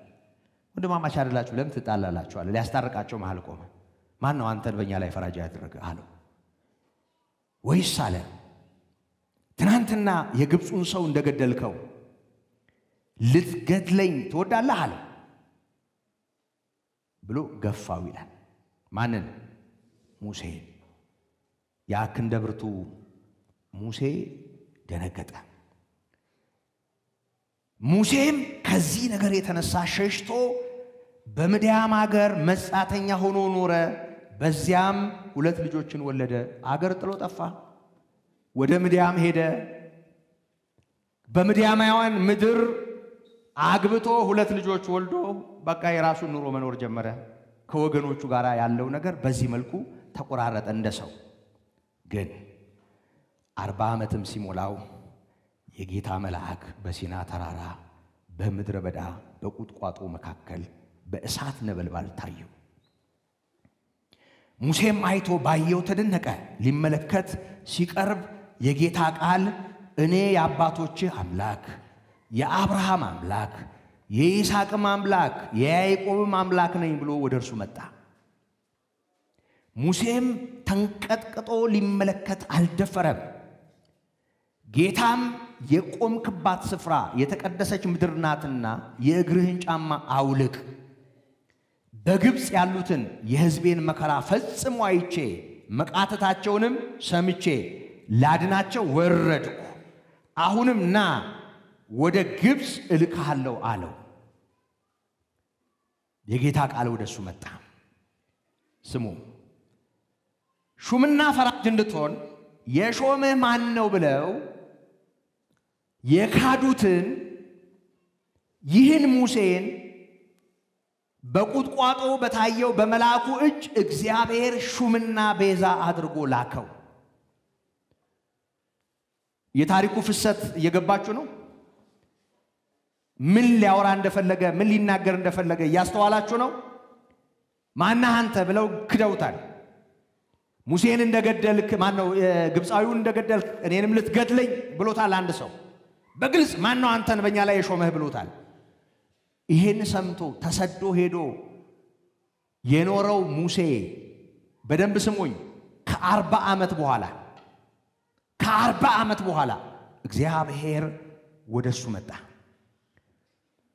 ይሄን ሰው ሹምና ፈራጅ አድርጎ ቤዛ አድርጎ ላከው ለሕዝቡ ነፃ አውጪ አድርጎ ላከው ይህ ሰው በግብጽ ምድርና በኤርትራ ባህር በምድረ በዳም 40 ዓመት ድንቅና ምልክት እያደረገ አወጣቸው ይህ ሰው ለእስራኤል ልጆች እግዚአብሔር ከወንድሞቻቸው እንደኔ ያለ ነብይ ያስነሳላቸዋል እርሱን ስሙት ያላቸው ሙሴ ነው አለ ሙሴ እግዚአብሔር ልኮት ሕዝቡን ነፃ አወጣ ከወንድሞቻችሁ መካከል እንደኔ ያለ ነብይ ያስነሳላችኋል ብሎ የተናገራቸው ሰው ነው አለ ይህ ሰው በሲና ተራራ ከተናገረው መልአክና ከአባቶቻችን ጋር በምድረ በዳ በማህበሩ ውስጥ የነበረው ነው ይሰጠንም ዘንድ ሕይወት ያላቸውን ቃላት ተቀበለ አለ። እስኪ በሉት ይሄንን ይሰጠንም ዘንድ በሉ እስኪ ሕይወት ያላቸውን ቃላት ተቀበለ ይሰጠንም ዘንድ ሕይወት ያላቸውን ቃላት ተቀበለ። የእግዚአብሔር ቃል ሕያው ነው በሉ እስኪ የእግዚአብሔር ቃል ሕያው ነው የሚሰራ ነው ነፍስና መንፈስን ጅማትና ቅልጥምን እስኪለይ ድረስ የሚወጋ ነው እኛን በሚቆጣጠር በእርሱ ዓይኖች ፊት ነገር ሁሉ የተገለጠና የተራቆተ ነው እንጂ አንዳችስ እንኳ የተሰወረ ፍጥረት የለም። ክብር ለስሙ ይሁን። ይሰጠንም ዘንድ ሕይወት ያላቸውን ቃላት ተቀበለ። ማ ይሄ ሰውዬ አንተ ማን ነው ፈራጅ ያደረገ? ይገርመኛል። ጌታ ኢየሱስን ለመቃወም ሙሴን አነገሱ። ታስታውሳላችሁ? ዮሐንስ 9 ላይ አይነ ስውሩ ሰው ጌታ ከፈወሰው በኋላ እሱንም ቤተሰቦቹንም አዋከብ ጀመሩ እና ደጋግመው ሲጠይቁት በስጨታለና አይነ ስውር የነበረው ሰው እንዴ እናንተም የሱ ደቀ መዝሙር እንደኔ መሆን ፈልጋችሁ ነው? ቅድም ጠየቃችሁኝ እንደገና አሁንም ምን ፈልጋችሁ ነው አላችሁ። አንተ ከፈለክ የሱ ደቀ መዝሙር መሆን ትችላለህ፣ እኛ የሙሴ ነን አሉ። ሙሴን ግን እንደዚህ ያሰቃይተውታል። አሁን ሙሴ ተሰደበ ያሉ ሰዎች በጊዜው ሙሴን ያከበሩ ይመስላችኋል? እንደውም አንተ ከመጣ ይሄን ተውት፣ ይኸውላችሁ አንተ ከመጣህ ጀምሮ አሉ ሽማግሌዎቹ እንኳን ሽታችንን አግምተዋል፣ እንደውም አንተ መከራን ያበዛህብን ተው እንገዛላቸው እኮ ብለውታል። ረጅም ርቀት ተጉዘው ጥቂት ሲቀራቸው አለቃ ሹመው ለመመለስ እኮ የዳዳቸው ሰዎች ናቸው። ሙሴ ተራራ ላይ ደርሶ እስኪመለስ ድረስ ጥጃ ሰርተው እኮ ያመለኩ ሰዎች ናቸው። አሁን ሙሴ ሙሴ ሲሉ ይኸውላችሁ ኢየሱስን ለመግፋት የትኛውንም ስንጥብና ስንጥር ያነሳል። ሙሴን ያከበሩ አይደሉም። አባቶቻቸው ብዙ ችግር አለባቸው። እሱ ነው እየነገራቸው ያለው። በደንብ ስሙኝ። ይሄን ሰው እግዚአብሔር ፈራጅ አድርጎ እግዚአብሔር በዚህ መልኩ ላከው። እንደኔ ያለ ነብይ ከወንድሞቻችሁ ያስነሳላችኋል ብሎም የተናገረው እሱ ነው። እሱ ሕይወት ያላቸውን ቃላት ከእግዚአብሔር ተቀበለ አለ። ለእርሱም ይኸውላችሁ አባቶቻችን ሊታዘዙ አልወደዱም። ለማ ለሙሴ አሁን ሙሴ የሚሉት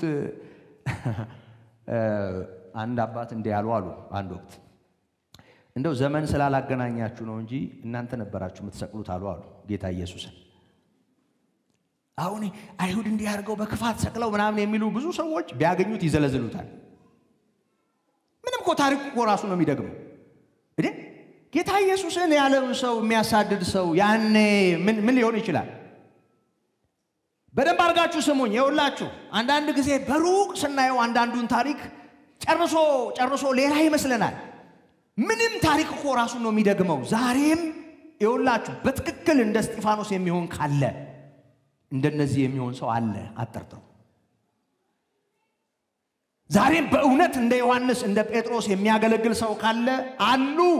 የዚህ ሰውዬ ስም ደጋግማችሁ አትጥሩ የሚሉ ሰዎች በደንብ አድርጋችሁ ስሙ። ሙሴን አባቶቻቸው ሊታዘዙ አልወደዱም፣ ነገር ግን ገፉት አለ። ይኸውላችሁ በልባቸው ወደ ግብጽ ተመለሱ፣ ሄዱ ትተውት።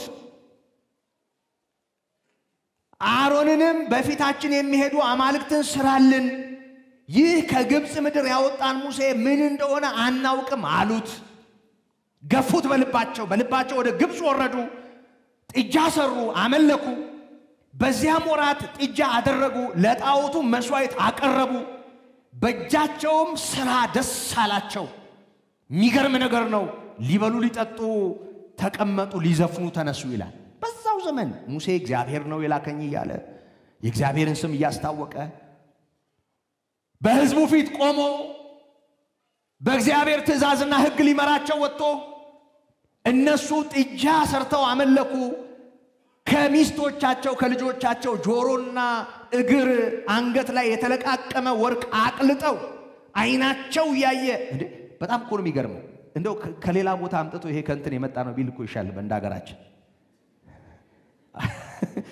አዎ ከሰማይ ወርዶ ነው ቢል እንደሱ አይደል ከሰማይ ወረደ ይላሉ ሰዎች ወደ ሰማይ ሊወጣ የማይችለው ነገር ማለት ነው እንደገና ደግሞ ከእንትን የመጣ ይላሉ ከተማ ሰው እንደሱ ነው የሚሸወደው ከኢየሩሳሌም የመጣማ ከተባለ ምንም ችግር የለው ይውላችሁ ከጆሮአቸው ተለቃቀ እኔ የሚገርመኝ ታሪክ ስለሆነ ነው ከዚህ በፊትም ስናገረው ሰምታችሁኛል እስኪ አምጡ አለ አሮን ከጆሮ ከዚህ ጉትቻውን የግራ አልቦውን ያንገቱን ያን ሁሉ ሰብስበው ሰጡት አይናቸው ያየ አቀለጠው እና ይሄው ከግብጽ ያወጡን አማልክቶቻችን አላቸው ደስ አላቸው ከጆሮ የተለቀመ በእውነት እግዚአብሔር ማስተዋል ይስጥ ሰው አያይም አይኑ ካልበራ አያይም በዚህ መጠን ሰው ይጨልማል ሰው ይደነቁራል በዚህ መጠን ይታወራል ሰው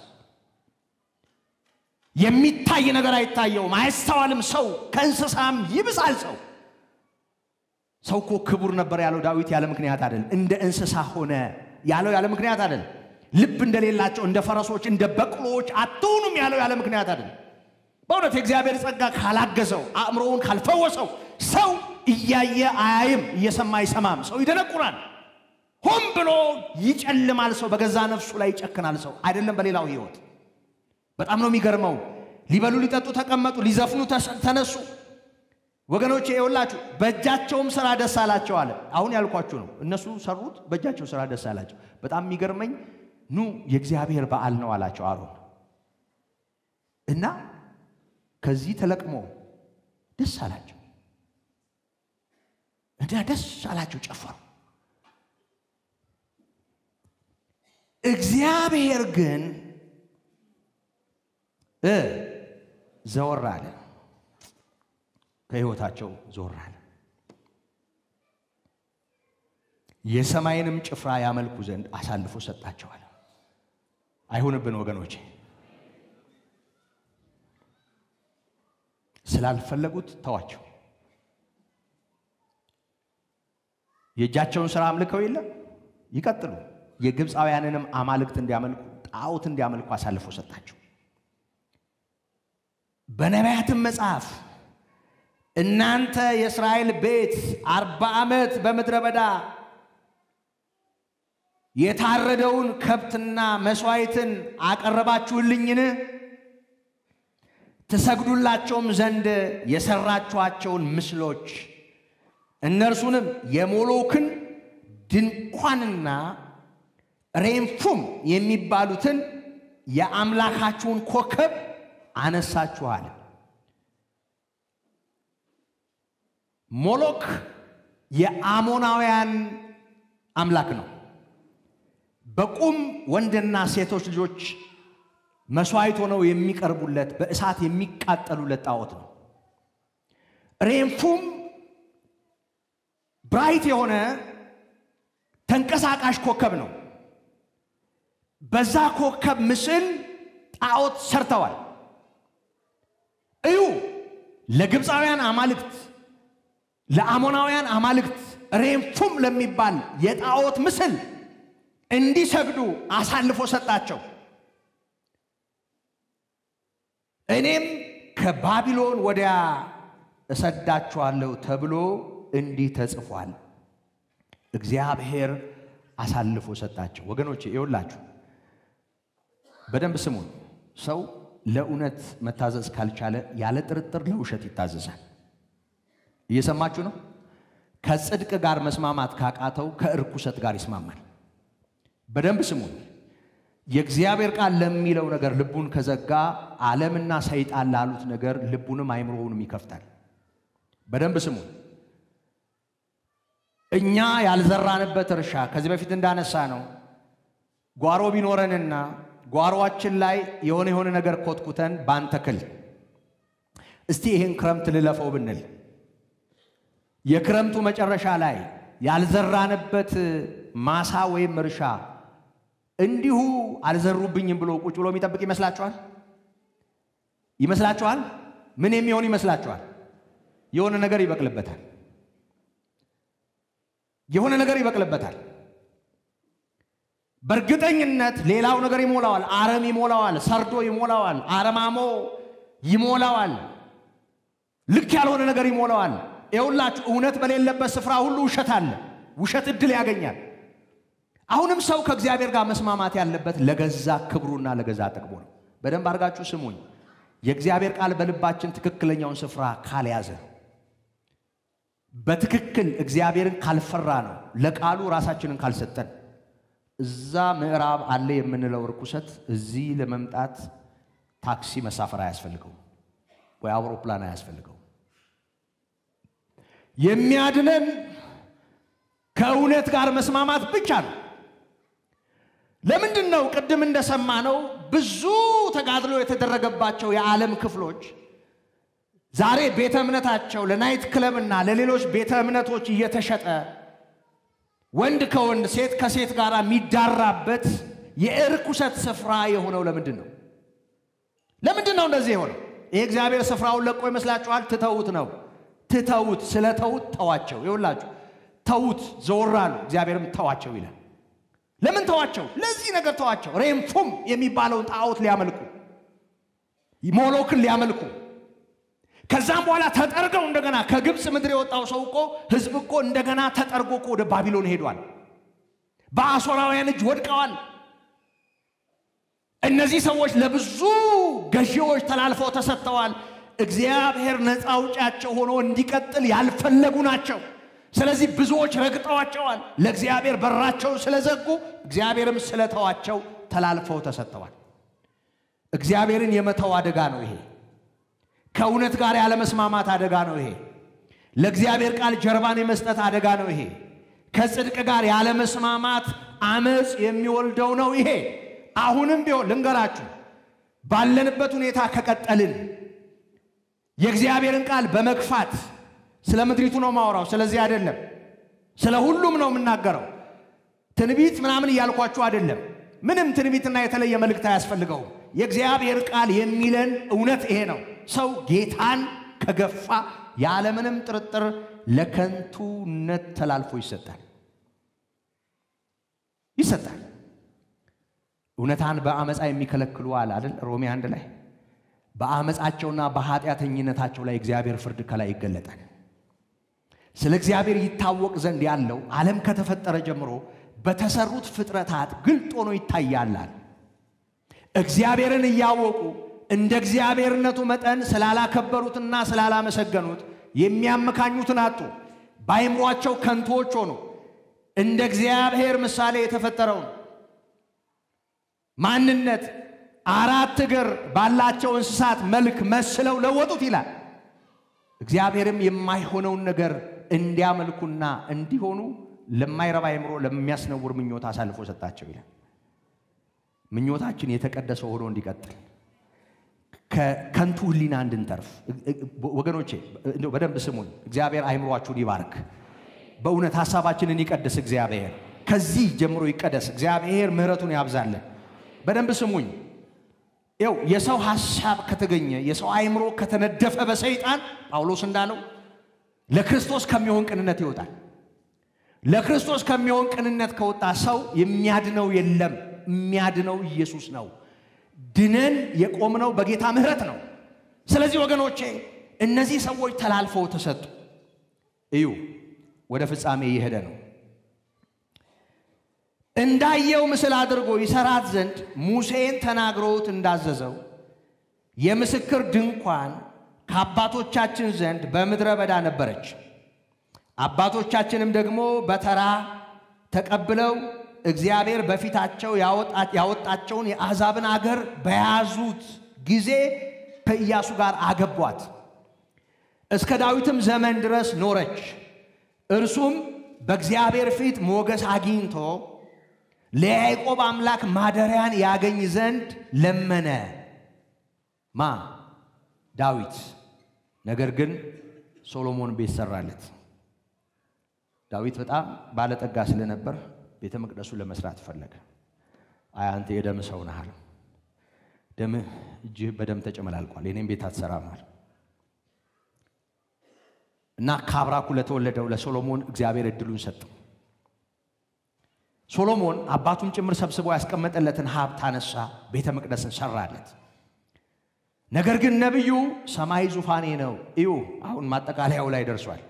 ሰማይ ዙፋኔ ነው፣ ምድርም የእግሬ መረገጫ ናት። ለኔ ምን አይነት ቤት ትሰራላችሁ ይላል ጌታ? ወይስ የማርፍበት ስፍራ ምንድነው? ይህንንስ ሁሉ እጄ የሰራቸው አይደለምን እንዳለ አለ እስጢፋኖስ። ልዑል የሰው እጅ በሰራው አይኖርም።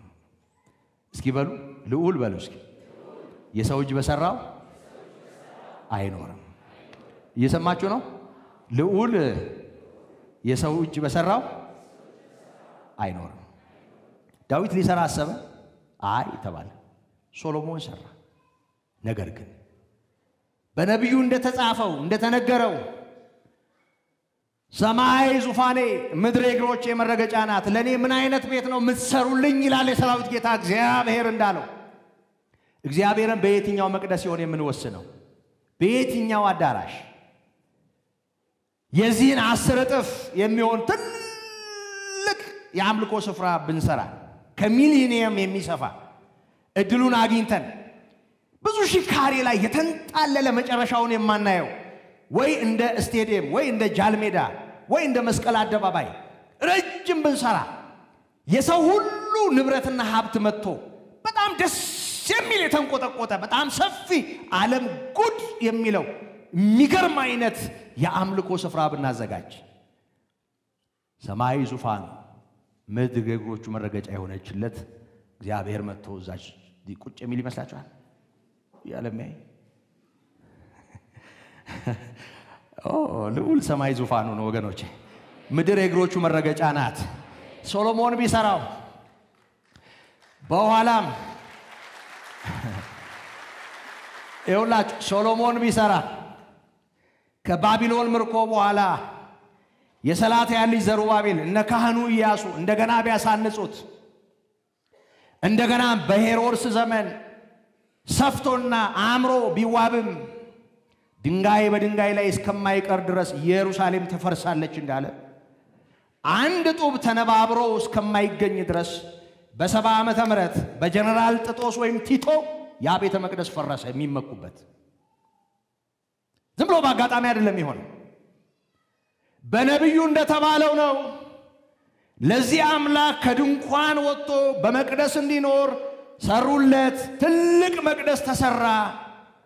ነገር ግን በነብዩ በኢሳይያስ እንደተናገረው ልዑል ሰው በሰራው መቅደስ አይኖርም። ይኸውላችሁ እየሰማችሁ ነው? አዎ ልዑል የሚኖርበት መቅደስ ይሄ ነው። እየሰማችሁ ነው? ልዑል የሚኖርበት መቅደስ ይሄ ነው። እግዚአብሔር ይባረክ። ልዑል የሚኖርበት መቅደስ ይኸውላችሁ በመካከላችሁ አድር ዘንድ መቅደስን ስሩልኝ ብሎ ያኔ ዘጸአት 25 ቁጥር 8 ላይ የተናገረው ጌታ ድንኳን ሰሩለት። በኋላ ደግሞ ቤተ መቅደስ ተሰራለት። ፈረሰ። እንደገና ሌላ መቅደስ ተሰራ። ፈረሰ። ንጉሱ ለእግዚአብሔርማ እቺ ምንድናት አለና ሄሮድስ ሰፋ አድርጎ አንቆጠቆጠው እና አንድ ጊዜ ጌታና ደቀ መዛሙርቱ በዛ ሲያልፉ ጌታ ሆይ አየኸው አሉት ሊያስገርሙት እና ኢየሱስ ክርስቶስ በቃ እንዲህ ብሎ ግንቡን እያየ ሊል ሊደረቅ በወርቅ ስለተንቆጠቆጠ ሊገረም በከበሩ አለቶች ሰላማረ ሊገረም አማናዊ መቅደስ ጸጋና እውነትን ተሞልቶ በእኛ ያደረው መቅደስ የእግዚአብሔር ልጅ ኢየሱስ እንደ ሕያዋን ድንጋዮች በእርሱ ተጋጥመን ለእግዚአብሔር መንፈሳዊ ቤት ሆነን እንድንሰራ የተገለጠው አማናዊ መቅደስ የሚኖርበት አባቱ የሰራው መቅደስ ይኸውላችሁ ሙሴ ሰው በሰራው መቅደስ እንደ ሎሌ ያገለግል ነበር አለ ዕብራውያን 6 ላይ። ጌታ ኢየሱስስ አባቱ በሰራው መቅደስ እንደ ልጅ አባቱ የሰራው መቅደስ አባቱ በሰራው መቅደስ እንደ ልጅ የሚያገለግል ሊቀ ካህናት ኢየሱስ ክብሩ ይስፋ ምስጋና ይድረሰው። ሊቀ ካህኑ የሚያገለግልበት መቅደስ ሰው ያልሰራው መቅደስ ይኸውላችሁ እንዲህ ተብሎ ተጽፏል። ይሄ ሁሉ ለምንድን ነው? እዩ ሊቀ ካህናት እኮ አንድ ጥያቄ ነው የጠየቀው። የተከሰስከው እንዲህ አድርገህ ነው እንዲህ ነው? ይችና ጥያቄ የክብር አምላክ ብሎ ጀመረ። በዘመናትና ታሪክ ውስጥ የሚመጻደቁባቸውን አባቶቻቸውን አነሳ። እኛ የእንትና ልጆች ነን ይሉ ነበር፣ ግን አባቶቻቸው ዮሴፍን የሸጡ ናቸው። እኛ የሙሴ ነን ይሉ ነበር፣ ሙሴን ገፍተውታል፣ ተቃውመውታል፣ አለቃ ሾመውበታል። በልባቸው ወደ ግብጽ ወርደዋል። ዛሬ እንደሚቀባጥሩት እንደሚለፈልፉት አይደለም፣ የሙሴ ጠላቶች ነበሩ። በዘመናት ሁሉ የእግዚአብሔርን ሥራ ሲቃወሙ የኖሩ ሰዎች ናቸው። ለከንቱ ነገር ተላልፈው የተሰጡ እንደሚመጻደቁት ልባቸው እንዲነፍተው እኛ እንደሚሉት አይደሉም፣ አሁንም አይደሉም። ይሄ መረሳት የለበትም። እንደሱ አይደሉም። እነዚህ ተቃዋሚዎች ናቸው። ይኸውላችሁ ይሄን ሁሉ ከደረደረ በኋላ ልዑል ሰው በሰራው መቅደስ አይኖርም ማለት አንኳር የሆነው ነገር ላይ መጣ። ምን ማለት ነው? ሙሴ የሰራውን ይሄን መቅደስና የሙሴን ሥርዓት ኢየሱስ ያፈርሰዋል ብለሃል አይደል? ክሱ ይኸውላችሁ ከዚህ ሁሉ ትንታኔ በኋላ ልዑል ሰው በሰራው አይኖርም ማለት አሁን ማፍረስ አለማፍረስ አያስፈልገውም። ግን ልዑል ሰው በሰራው አይኖርም። ምን ከማፍረስ ጋር ምን ይገናኛል? የልዑሉ መኖሪያ ሰው የሰራው አይደለም። ወደ ዋናው ነገር መጣ። መልሱን ይዩት። ከዚህ ሁሉ ትንታኔ በኋላ ቀጠልና ይኸውላችሁ እንደዚህ ያለ እናንተ አንገተ ደንዳኖች ልባችሁና ጆሮአችሁ ያልተገረዘ ደስ ይላል። እንቅጫን አይደል? እናንተ ሊፈርዱበት እኮ ነው። ምንድነው የገባው? አንድ አባባል አለ። በጅቦች ጉባኤ ለአህያ አይፈረድላትም ይባላል። ሰምታችኋል? አዎ በጅቦች ጉባኤ ይኸውላችሁ እንብላውም ቢሉ እንብላው ነው፣ አንብላውም ቢሉ እንብላው ነው ይባላል። እየሰማችሁ ነው? ሳንሃድሪን የአይሁድ ሸንጎ በምንም ምክንያት ለእስጢፋኖስ አይቆምም። ጌታ ኢየሱስን የገደሉ ሰዎች በምንም ምክንያት ለእስጢፋኖስ አይቆሙም። ሊገድሉት የሚችሉ ሊያስወግሩት የሚችሉ ሰዎች ናቸው፣ ግን በልቡ ከነገሰው በላይ አይደለም። እናንተ አንገተ ደንዳኖች። አንገተ ደንዳና ማለት ምን ማለት ነው? አዙረው ማየት የማይችሉ ወደ ኋላ። ይሄ ሁሉ ተርቋል። የአባቶቻቸውን ታሪክ የሚመጻደቁበትን የሚቆሩበትን እኛ ምናምን ብለው የሚወጣጠሩበትን ታሪክ ነው ያፈራረሰው። አባቶቻችሁ እኮ ተመቅኝተው የናንተ የነገድ አለቆች የገዛ ወንድማቸውን ሸጠዋል። ሙሴን ገፍተውታል። ጣዖት ሰርተዋል። ልዩ ልዩ ቅርጻ አምልከዋል። የናንተ አባቶች ምን ትመጻደቃላችሁ? ምን ልባችሁን በዚህ መጠን ታደርጋላችሁ? የናንተ አባቶች አለ ይሄን ያደረጉት። እናንተ አንገተ ደንዳኖች ልባችሁና ጆሮአችሁ ያልተገረዛል። በጣም ይገርማል። ለካ ልብ ይገረዛል። እኛ ሸለፈት እንደሚገረዝ ነው የምናውቀው። ለካ ጆሮም ይገረዛል። ይኸውላችሁ ጆሮ ይገረዛል ማለት ሰው አእምሮ ካልቀና የትኛውን ነገር የሚሰማበት ጆሮ እየተበላሸ ነው። በደንብ አድርጋችሁ ስሙኝ። አሁን እየተደማመጥን ያለነው በቅንነት እየተደማመጥን ያለነው ጆሮአችሁ ስለተገረዘ ነው። ልባችሁ ስለተገረዘ ነው። ያልተገረዘ ካለ አይሰማኝም። ምንም ጥርጥር የለም። ከዚህ ውስጥ ያወጣል መዞ እቺን ለማለት ፈልገው ነው ይላል። አሽሙርም ሊመስለው ይችላል። ለራሱም ሊወስድ ይችላል። በጣም ብዙ የሚያስቸግሩን ሰዎች አሉ። ሆን ብለን በቃ እነሱን ለመቀብቀብ ተዘጋጅተን ምን መጣ የሚመስላቸው ሰዎች አሉ። ያኮረፉን ሰዎች አውቃለሁ። ጨርሰው የጠፉ ሰዎች አውቃለሁ። ወገኖቼ ልባችሁና ጆሮአችሁ ያልተገረዛል አልተገረዙ። ልባቸውና ጆሮአቸው ስላልተገረዘ እስጢፋኖስ ያላለውን ብለሃል እያሉት ነው። ለዛ እንዲመሰክር እየነገሩት ነው። ወገኖቼ በእውነት የክብር አምላክ ልባችንን ለዘላለም ሐሳቡ ያሸንፈው። እየሰማችሁ ነው ወገኖቼ? በደንብ ስሙኝ። ለዘላለም እግዚአብሔር ሲናገር ሳንሰማው እንዳንቀር፣ እግዚአብሔር ሲገስጽም ሆነ እግዚአብሔር ሲመክር ሳንሰማው እንዳንቀር፣ በተስፋም ሲሞላንና ሲያጽናናን ሳንሰማው እንዳንቀር፣ እንደ መንደር ወሬ የከበረውን የእግዚአብሔር ቃል ባልተገረዘ ጆሮ ባልተገረዘ ልብ ሰምተን እንዳንቸገር እንቅፋት እንዳይሆንብን በእውነት እግዚአብሔር ምህረቱን ያብዛልን። እግዚአብሔር ሲል የምንሰማ ሲናገር የምናስተውል ይህች ለኔ ናት ብለን ራሳችንን በቃሉ አይተን በፊቱ የምንሆን ይሄ ቀላል እድል አይደለም። እናንተ ደንዳኖች አንገተ ደንዳኖች ጆሮአችሁም ያልተገረዘ እናንተ ሁሉ ጊዜ መንፈስ ቅዱስን ትቃወማላችኋል። ሁሉ ጊዜ በቃ ስራቸው ሁሉ ጊዜ ተቃውሞ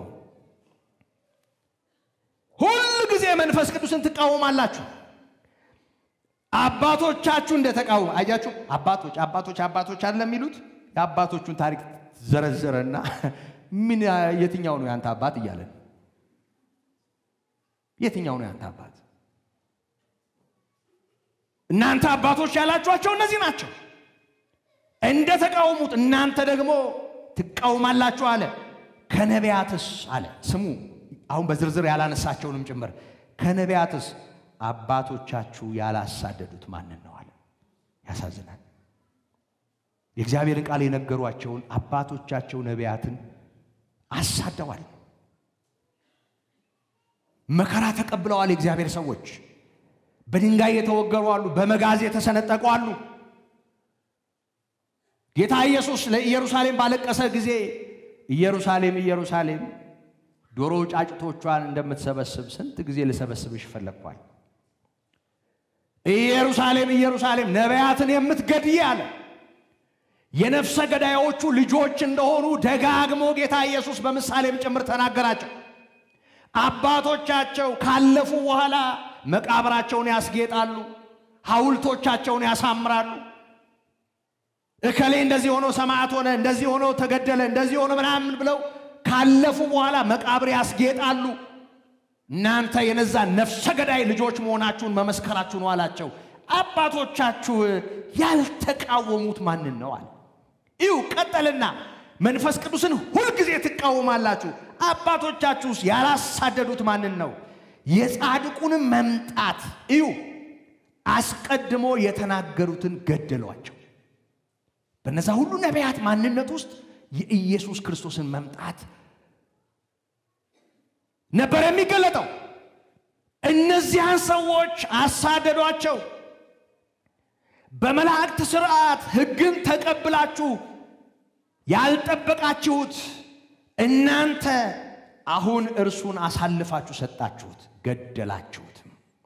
አያችሁ በኮሬብ ተራራ በሚያስገርም ራእይ ተገልጦ እግዚአብሔር ሕግን ሰጥቷቸው በዛ ማንነት ሕይወት ያላቸውን ቃላት የተቀበሉ እነዚህ ሙሴንም ተቃውመዋል፣ ነቢያትን አሳደዋል፣ የገዛ ወንድማቸውን ሸጠዋል። ታሪካቸው አዳፋ ነው። እግዚአብሔር በምህረት እንዲሁ ዝም ብሎ በራሱ ኪዳን የአብርሃም የይስሐቅ የያዕቆብ አምላክ ነኝ ብሎ ራሱን ይጥራ እንጂ ሕዝቡ ከዳተኛ ነው። ደጋግመው በድለውታል። ሁሉ ጊዜ መንፈስ ቅዱስን ይቃወማል። አሁን ደግሞ ይኸውላችሁ ስለሱ መምጣት የተናገሩትን መግደላቸው ሳያንስ እሱንም ሰቅለው ገደሉት። አያችሁ አሁን ወደሚፈለገው ነጥብ መጣ። ይሄን በሰሙ ጊዜ ከዚህ በኋላ ወራጅ አለ ማለፍ አልቻሉም። አሁን ወደ ገደለው ወደ ዋናው ወደ ገደለው ነው አለ የሚሉት ሰዎች። አዎ ወደ ገደለው ማለት ወደ ዋናው ነገር እንደማለት ነው። አሁን ወደ ተገደለው ወደ ተገደለው ግን ደግሞ አሁን የት ወዳለው በአብ ቀኝ ወዳለው ደስ ይላል። ማጠቃለያውም ስሙ። ይህን በሰሙ ጊዜ በልባቸው በጣም ተቆጡ። ይኸውላችሁ ጥርሳቸውን አንፏጩበት ይላል። ይሄ በቃ ከፍተኛ ስቃይ ውስጥ ጥርስ ሲንቀራቀጭ የሚሰማ አይነት ጥርሳቸውን አጋጩ፣ አፏጩ። ይሁን በቃ ደም ጠማቸው። በንዴት ጋሙ ላይ ደረሱ። መንፈስ ቅዱስንም ተሞልቶ እሱ ወደ ሰማይ ትኩር ብሎ ሲመለከት የእግዚአብሔርን ክብር ኢየሱስንም በእግዚአብሔር ቀኝ ቆሞ አየ። ክብር ለስሙ ይሁን። እግዚአብሔር ይባረክ። ጸሐፊው የሚንቀራቀጭ ጥርስና በዙሪያው የተቆለቆሉትን ነፍሰ ገዳዮች እንዲህ አድርጎ መዘገባቸው እንጂ እስጢፋኖስ ወደ ላይ ነው፣ ወደ አብ ቀኝ፣ ወደ ድል ነሽው ወደ እግዚአብሔር ክብር ወደ ኢየሱስ ቀና አለ። ሰማይን ተመለከተ፣ በእግዚአብሔር ቀኝ ቆሞ አየና ይላል። ማንን? እስኪ በሉት። አይ እንደ ቃሉ በሉልኝ። የእግዚአብሔርን ክብር በሉ እስኪ። ጌታ ኢየሱስን ይውላችሁ። ጌታ ኢየሱስ እንኳን እኛ ምህረት ተገብቶን በምህረቱ የዳነው የኛ አይደለም ንጹህ የሆነው ንጹሃ ባህሪ የሆነው ቅዱስ የሆነው አመፃ እርኩሰት ፈጽሞ ሊኖርበት የማይችለው የአብ ክብር ነው ጌታ ኢየሱስ። በደንብ ስሙኝ። ጌታ ኢየሱስ የአብ ክብር ነው። ይሄንን በደንብ አስተውሉ። ስምዖን የሚባለውን አረጋዊ ታስታውሳላችሁ? በ40 ቀኑ ቤተሰቡ አቅፎ ይዘው ሲመጣ በጌታ የተነገረለትን ሳያይ እንዳይሞት ተስፋ ተሰጥቶ ስለነበር ሕፃኑን ይዘው ሲመጡ ተቀበለና አቀፈው። ቀና አለ ወደ ላይ። ዓይኖቼ ለሰው ሁሉ ያዘጋጀውን ማዳን አይተዋልና ባሪያህን ከእንግዲህ በሰላም ታሰናብተዋለህ አለ። ይህ በተስፋ ለሚጠብቁት ለእስራኤል ክብር ነው አለ። በርቀት ላሉ ለአሕዛብ ደግሞ ብርሃን ነው አለ። ተቀብለውት ቢሆኑ ክብራቸው ነው። ለኔና ለእናንተ ብርሃን ሆኗል። እግዚአብሔር ይባረክ። ከባዕድ አምልኮ ለይቶናል፣ ከጣዖት ለይቶናል፣ ከእስራት ፈቶናል፣ አድኖናል። ብርሃን ነው፣ የሕይወት ብርሃን ኢየሱስ። እግዚአብሔር ይባረክ። ከከንቱ ኑሮ አውጥቶናል፣ ልክ ካልሆነ ነገር አውጥቶናል። ሌላ አናመልክም፣ ጉልበታችን ለሌላ አይሰግድም፣ ምላሳችን ለሌላ አይዘምርም። ጌታ ኢየሱስ ከጨለማ አውጥቶናል። ይህ ለአሕዛብ ብርሃን ነው፣ ሁሉን የሚገልጥ ለሕዝብ ለእስራኤል ክብር ነዋል። ይሄ የእስራኤል ክብር የእግዚአብሔር ክብር ሆኖ ተገለጠለት። በአባቱ ቀኝ ቆሞ አየና። አስተውላችሁት ከሆነ ብዙ የአዲስ ኪዳን መጽሐፍት በተለይ ዕብራውያኑ ጸሐፊ ጌታ ኢየሱስ ስራውን እንደፈጸመ የሊቀ ካህንነት ቤዛነቱን ለቤዛነት የሚያስፈልገውን ፈጽሞ አስፈላጊውን ዋጋ ከፍሎ በአባቱ ቀኝ እንደተቀመጠ ሊቀ ካህን ይስለዋል። ብዙ ቦታ ጌታ ኢየሱስ ተቀምጦ ነው የሚታየው። እዚህ ጋር ግን ቆሞ ታየ። ራእይ 5 ላይ እነዛ የፍርድ መጽሐፍ ከመገለጣቸው በፊት እንደታረደ በግ ሆኖ ምን ነው ተኝቶ ነው ቆሞ በዙፋኑ መካከል ይሄ ዳኛ፣ ይሄ ፈራጅ፣ ይሄ አሸናፊ፣ ይሄ ልዑል ሞትን ድል የነሳው ጌታ ቆሞ ታየው። በመከራ ውስጥ ላለው በድንጋይ ለተከበበው ለእስጢፋኖስ ብድግ ብሎ በዙፋኑ በአብ ቀኝ የተቀመጠው ኢየሱስ የእግዚአብሔር ክብር ቆሞ ታየው። እንዴት ልብ ይደግፋል!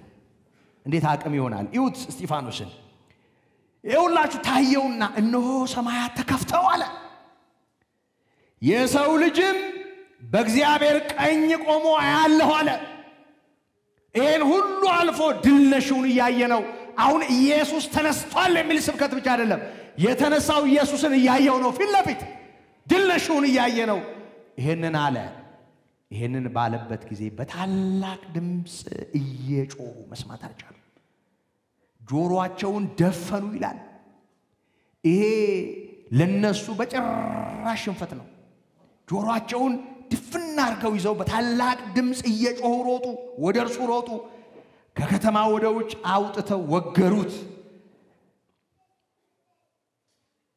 የሐሰት ምስክሮቹ እነዛ እንዲህ ነው ያሉት የነበሩት ምስክሮቹ ደግሞ ልብሳቸውን ሳውል በሚሉት በአንድ ጎበዝ እግር አጠገብ አኖሩ ይላል። ይሄ ጎበዝ ማን ነው? ሳውል። የሐሰት ምስክሮቹ ቆመው ሲቀባጥሩ ቆመው ይሰማ ነበር ብቻም ሳይሆን ሉቃስ አጋልጦታል።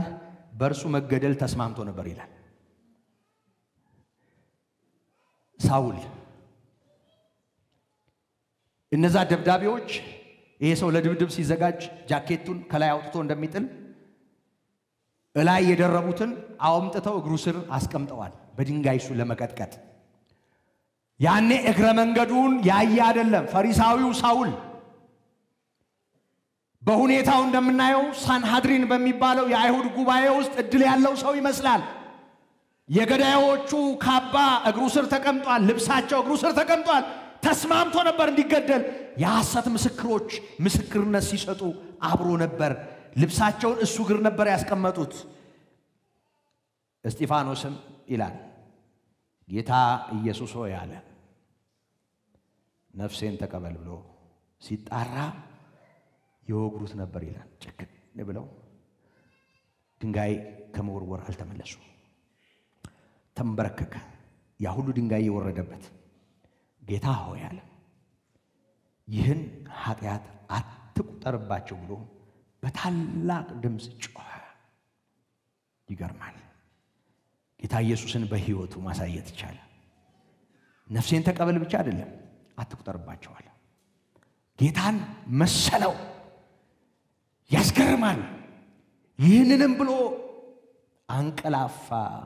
ሳውልም በእርሱ መገደል ተስማምቶ ነበር ይላል። በጣም አስደናቂው ነገር የጌታ ምሕረት ወደ ሳውል መጥቷል። እንዲህ ከነበሩ ነፍሰ ገዳዮች መሃል የነበረውንም ዛሬ በታላቅ ደስታ የምንካፈለውን ብዙ መልእክት እንዲጽፍ ጌታ አድርጎታል። በእነዚህ አለማስተዋል እንደነቃለን። በጨለመባቸው ሰዎች ሁኔታም እናዝናለን። ግን ዛሬም ቢሆን ጌታ ለብዙዎች የምህረት እጁን እንደማያጥፍም ደግሞ ከዚህ ታሪክ እንረዳለን።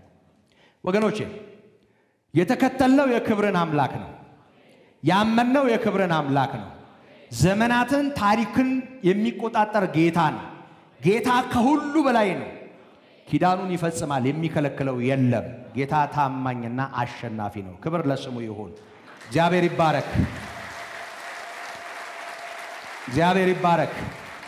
ጌታ ኢየሱስ የእግዚአብሔር ክብር ነው። እስኪ በሉት ይሄንን ጌታ ኢየሱስ በሉ እስኪ። የእግዚአብሔር ክብር ነው። ጌታ ኢየሱስ የእግዚአብሔር አብ ክብር ነው። የኔም ሞገስ የኔ ክብር ጌታ ኢየሱስ ነው። ጌታ ኢየሱስ ለሚያምኑበት ክብር ነው። በጨለማ ላሉ ብርሃን ነው። ክብር ለስሙ ይሁን።